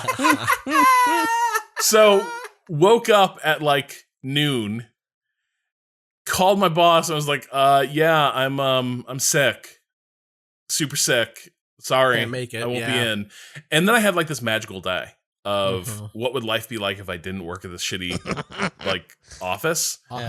And it was this blessed day of like me and my partner going around like puttering around coffee shops in town, going out to get breakfast, hanging out, like reading, chatting. It was like the first glorious day of spring, which lasts like approximately 1 week. I know this. I've had this day. We were like, this is exactly my story, except instead of it being kind of the thing that the spark for me ended up being the one up Exodus closure, etc., and all of those podcasts ending. And I mean, obviously there's overlap with GFW there, but also just that moment in games. 2007, 2008 spawned a generation of games critics that we're kind of seeing all burn out right now. 2007 is Call of Duty 4, Modern Warfare. It's Mario Galaxy. It's BioShock. It's Halo 3. It's Portal. It's Assassin's Creed. It's Mass Effect. It's Half-Life 2 Episode 2. It's Rock Band. It's the Orange Box in general. It's The Witcher 1. And 2008 is Far Cry 2, is Metal Gear Solid 4, is Dead Space, is GTA 4, is Fallout 3. There is like a real, that year cycle from like mid-year 2007 through end of 2008. Mirror's Edge is in there. Persona 4 is in there. Battlefield Bad Company is in there. Valkyria Chronicles is in there. Some of us love Valkyria Chronicles. Anyway, that particular era of and also I was working a very similar dead end job that I often describe as like data entry in reverse, in which I was a trademark researcher going into the office at like 9:30 a.m. Earlier, I was getting there by 9, but like starting up by 9:30 and then staying there until like 9 at night because I was kind of terrible at this job, in which I was like, the story I always tell about this job is at one point we developed a new clients were like Coca-Cola and 3M, and basically we were like working for those companies to police their trademarks, their registered trademarks, and like basically giving them the information they needed to go after small businesses. And they're so litigious that at one point we were rolling out a new like PDF internal like proprietary PDF system for our big trademark reports, in which we had digital Post-it notes. And one of the colors you could use was the 3M yellow, and 3M sent us a cease and desist. Or maybe they didn't send us a cease and desist. They just told us, no, you can't do that. We have that color trademarked for stationery, including digital stationery. So even though you're one of our clients, as their contracted attack dog. Yeah, even though even though you are basically like one of our weapons, no, you can't use that without licensing that color from us. And it was like mind-numbing, terrible work. I still occasionally will have dreams of the interface I had to use because the way that work worked. I'm sure you're the same thing with that CMS, where like for me, the way that system worked was I was using you use like basic Boolean search queries to try to find every possible variation of a thing, right? So like, let's say Coca-Cola came to us and said, and I didn't get to work Coca-Cola or 3M. I was miserable at this job. I was working mostly with smaller companies. Every once in a while, one of those big clients would cross my desk because everyone else was busy, and all of the managers would get antsy because they knew I fucking sucked. I just took a long time. My results were always good, but like I was just very comprehensive. Well, and so my days were long and etc. But like you would get a thing like Coca-Cola wants to make a new drink, or a drink company wants to make a new drink called, Spark Soda or whatever. And so then you'd be like, okay, I need to look up to see if there's any sparks, any spurks, any sporks, any snarks, any starks, and then, okay, what else is Spark reminiscent of? And you're looking for then, ignites and lights and plugs, because spark plug is a word. And like, you're doing all of that shit. And that's like what the job is, just like going through reams and reams of trademark information, data on screen. Plus you're making sure there isn't some sort of local, in Ohio, there is a local regional thing called Spark Soda that was only sold in Ohio, but because of the way American trademarks work, they actually have rights on that if they're in use, even if it's just a regional thing. And so that could throw off this entire new thing. Anyway, that shit was mind-numbing, and the only thing that got me through it was like listening to podcasts about video games. Also, and this is telling, listening to the daily Rachel Maddow show, which was still on internet radio at the time. I mean, I'm sure it was on the radio somewhere, but like the morning Rachel Maddow show is what I listened to, and then I would switch to one of my various video game podcasts in the afternoon. 2007 was a hell of a time, buddy. And so yeah, then the 1UP exodus happened, the 1UP layoffs hit, and I was like, I always wanted to write for EGM, and now I will never write for EGM. And we've talked about that part. We've talked about then there's it's fine when they brought it back. I know. You're good. Yeah. Yes. I tried that. I don't recommend it. Yeah. And so that was also similar, Rob. Like that feeling of like, there's a different world out there. If we just like bust our asses, can we get into it and not do this mind-numbing work? And the answer, of course, was like more low-paying jobs with long hours. So it's not like, it turned out every day didn't get to be that. Right. I literally had the exact same thing, Rob, of like one day I called in sick and just like hung out with my partner in the city and just like went to little cafes and just had a good day. And was like, what hit me was like, it fucking sucks that I have to take a day off to have a good day in my life. Because my weekends were spent. My weekends were just recovery mode. Like they were just, my brain is off. I have to get through this. So it is very funny the ways in which these origin stories map pretty cleanly. Oh yeah, dude, I was like working on I had never been a heavy smoker, but like I was starting to cross the pack a day intake of cigarettes and like working on a tiny little drinking problem.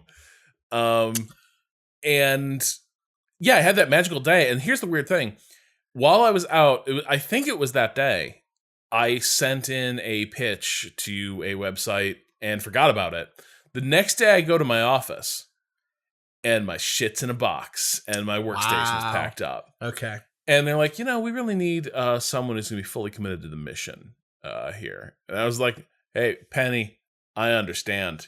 Like, you got to know, you got to do what you need to do. And she's like, I feel super bad about it. And it's like, don't.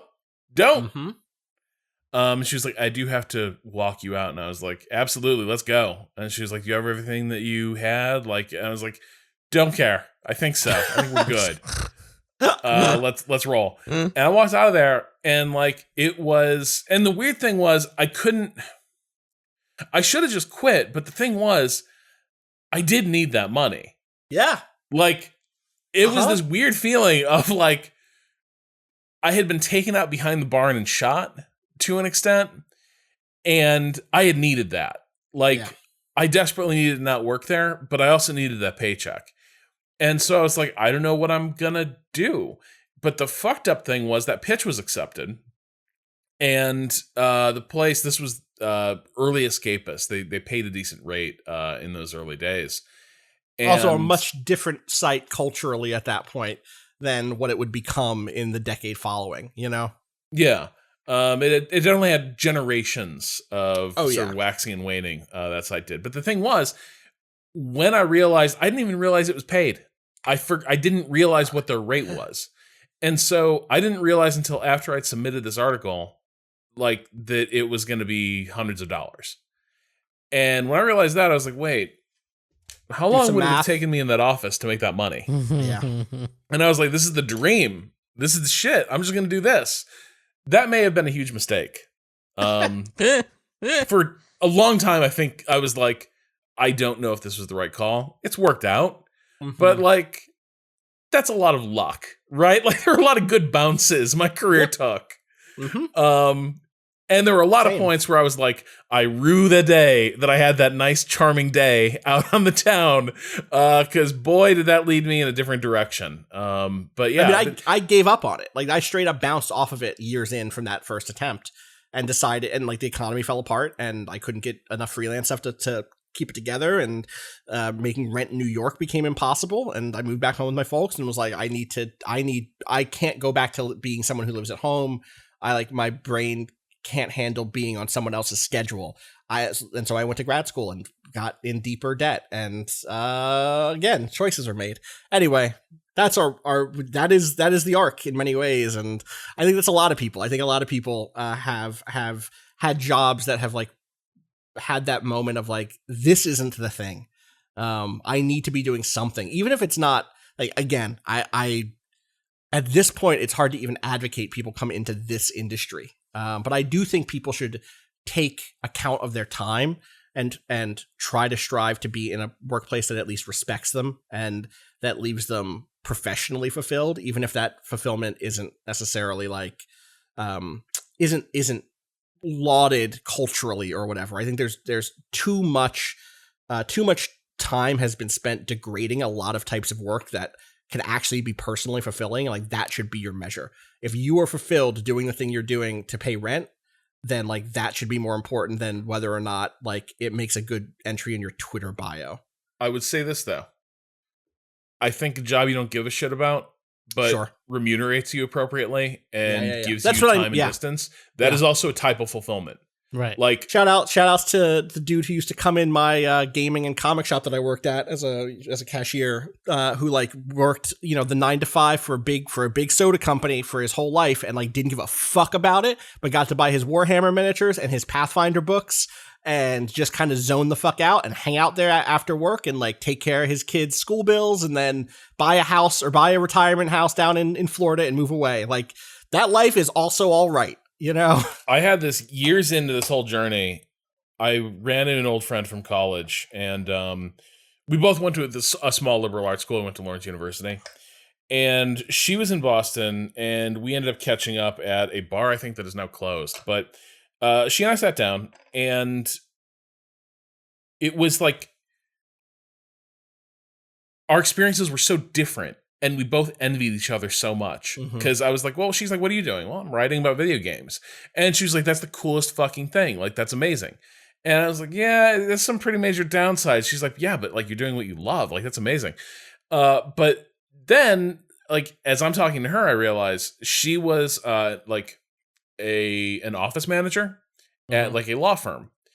And I was like, how is that? And she was like, it's pointless. It's dumb. I don't give a shit about it. But they pay well, and I get a lot of time off. And so then she's like, so let me tell you about what I'm doing when I'm not at work. And it was living an entire fulfilling life. And I was like, that is an equally valid and at certain points vastly preferential route than the one I'd gone. And so that's the other thing is like, have a broad definition of fulfillment sometimes, because that can be really useful. Your life doesn't have to be work. And in fact, most job, like that's a real good outcome if like the job might be just a job, but if it's letting you live a life that's interesting to you, that's also, that's a great outcome.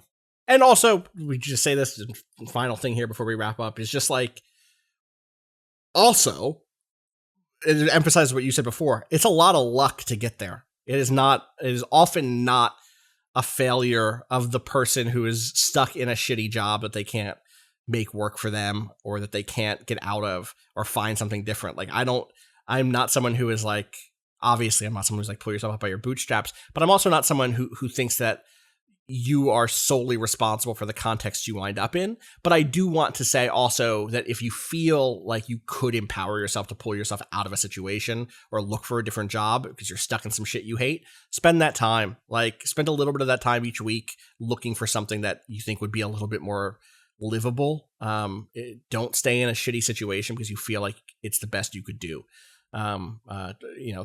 I've been in that place and am glad I got out of it, even if the road to where I am now was extremely difficult. It very much worth putting in that effort and failing a lot, like not finding stuff for years, having jobs I hated for years is not. It is part of that process towards getting somewhere else. And I also just fundamentally, and this is the most fucked up thing, is like the system that we are in is not built so that everyone can come out of it with something that speaks to them, or with something that's fulfilling, or actually remunerates them in a way that's fair. So like, if you find you're hitting walls, don't blame yourself for that always. Do you know what I mean? That is not a personal failing, and it's a system that's built for that to happen often.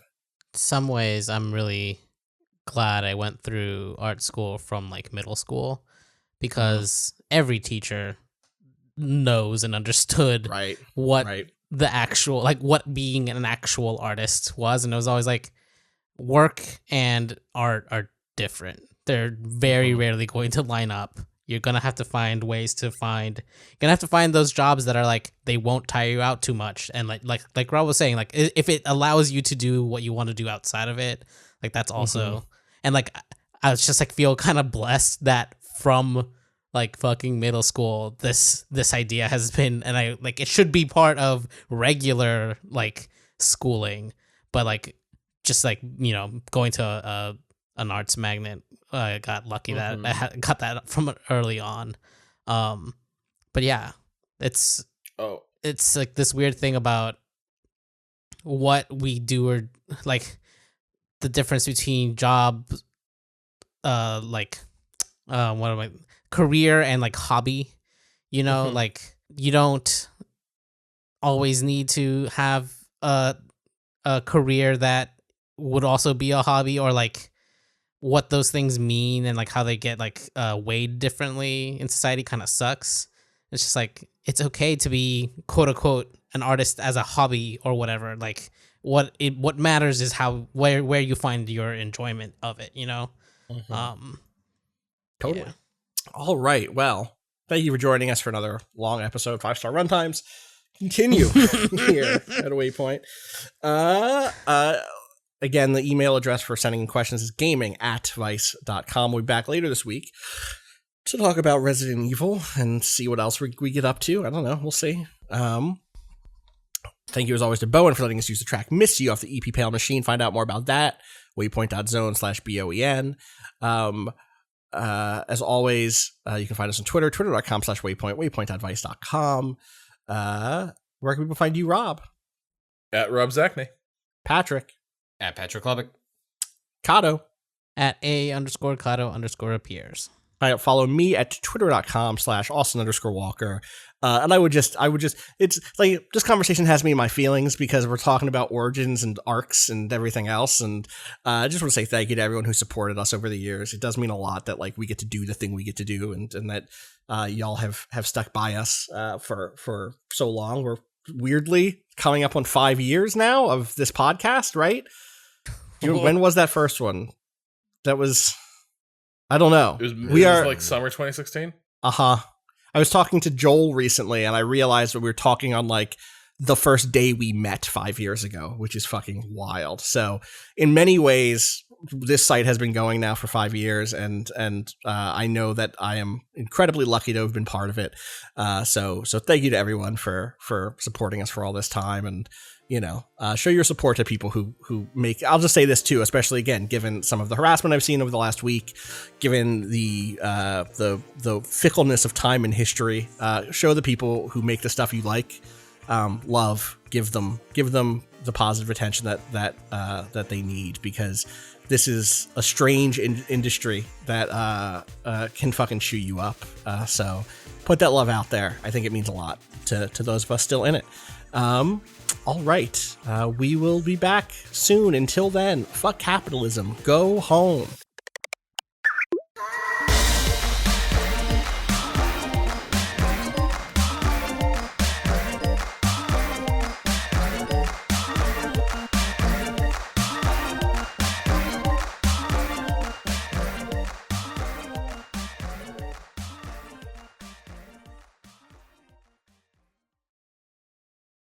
I hope Mitch Trubisky gets a chance to listen to this one. He just needs to find a career that speaks to him. You know what I mean? You know what? Is your job being a pretty well-paid backup quarterback in a cool little town like he'll do Buffalo? fine, I'm not. right? I'm not sure that he's gonna get that beyond this year. I think he might. You think this is it? I think he might be gone. Yeah. He's What's gonna- his? I mean, he made his money though, right? Yeah, even I think the last year, even on his rookie deal, was like because those first round picks, like that escalate. I think a he made high 18 first round pick. Yeah, he made 18 million that last year. Yeah, he's fine. Okay, we're good. Yeah. So So he'll be all right. he can have more than one Warhammer army Exactly. Wow. in a couple settings, even. Whoa, holy God. shit. Yeah, no. So that's the thing. Maybe his shitty content mill was playing quarterback Was playing for the Bears. Yeah, definitely. Why can't you just be better? God. Work harder.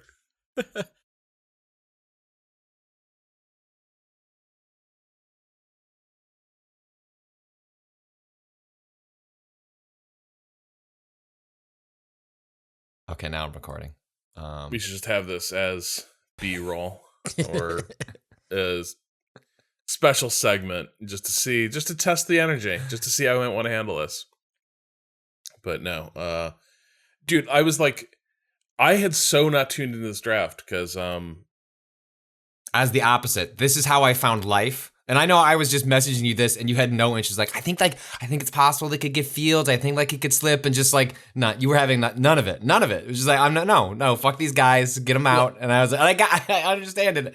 Everyone else in my life was the exact same way. My brother wanted nothing to hear of a quarterback slipping to these people. literally, I have been so checked out that I obviously had followed the Justin Fields discourse because in this quarterback class, after there's always one that's he's got character issues. Is he a leader of men?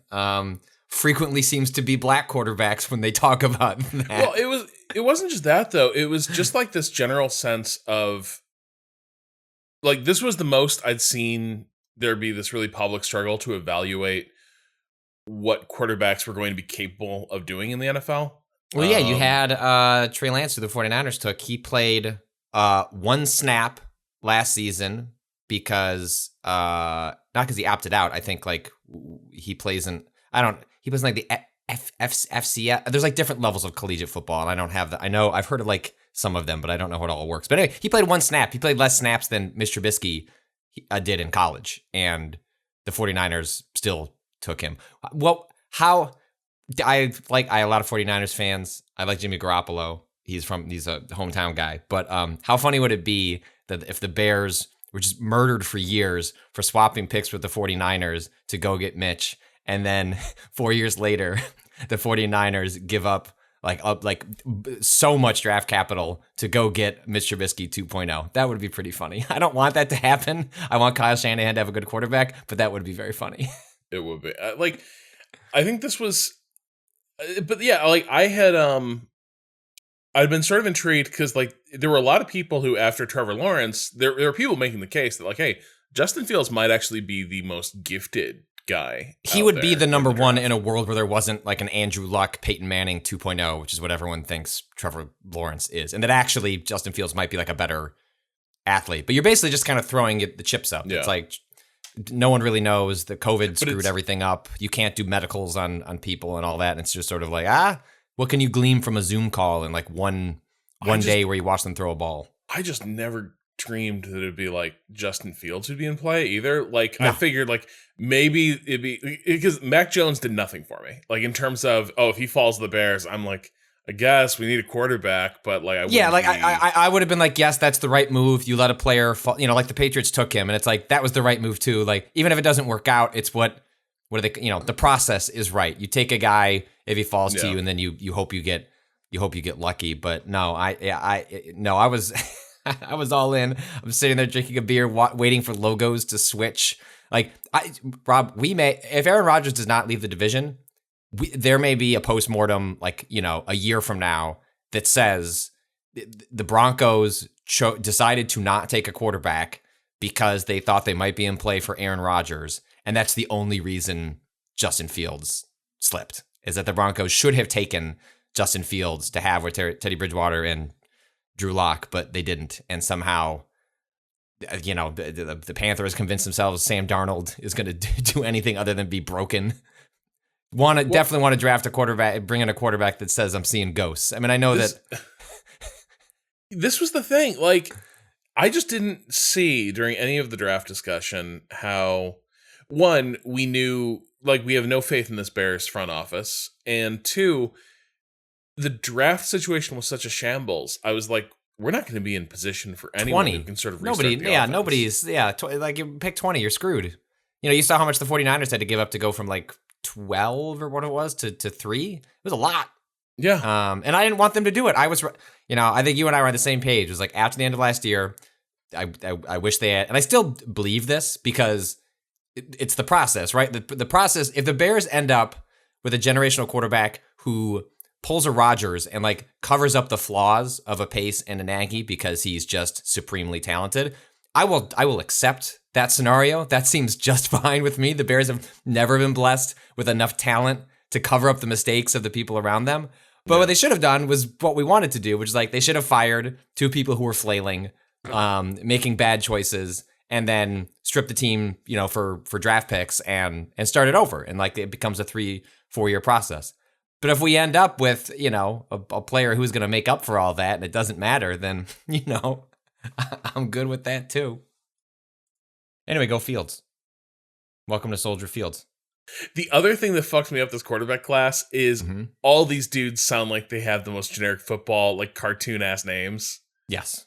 Justin Fields, Mac Jones, Trey Lance. Yeah, it does. If we sat around with some beers and we're we're going to come up with some football names, and we would emerge with the white smoke with some names like that. Okay. Cado, wait, what episode did you say it was? 394. Okay. Coming in hot. I feel like you should start every podcast guessing at the number, and then Cado corrects you, and that should just become a new bit. It's always right because I have it in my intro. Right. I just always double check it. You know what I mean? So. No, I just want you to guess. I need you to delete that. You want me to? Just start going from the gut. I'll just start guessing 400 until we get there because that's. You know what I mean? We're close. All right. Clap at I close time.is 47. All right.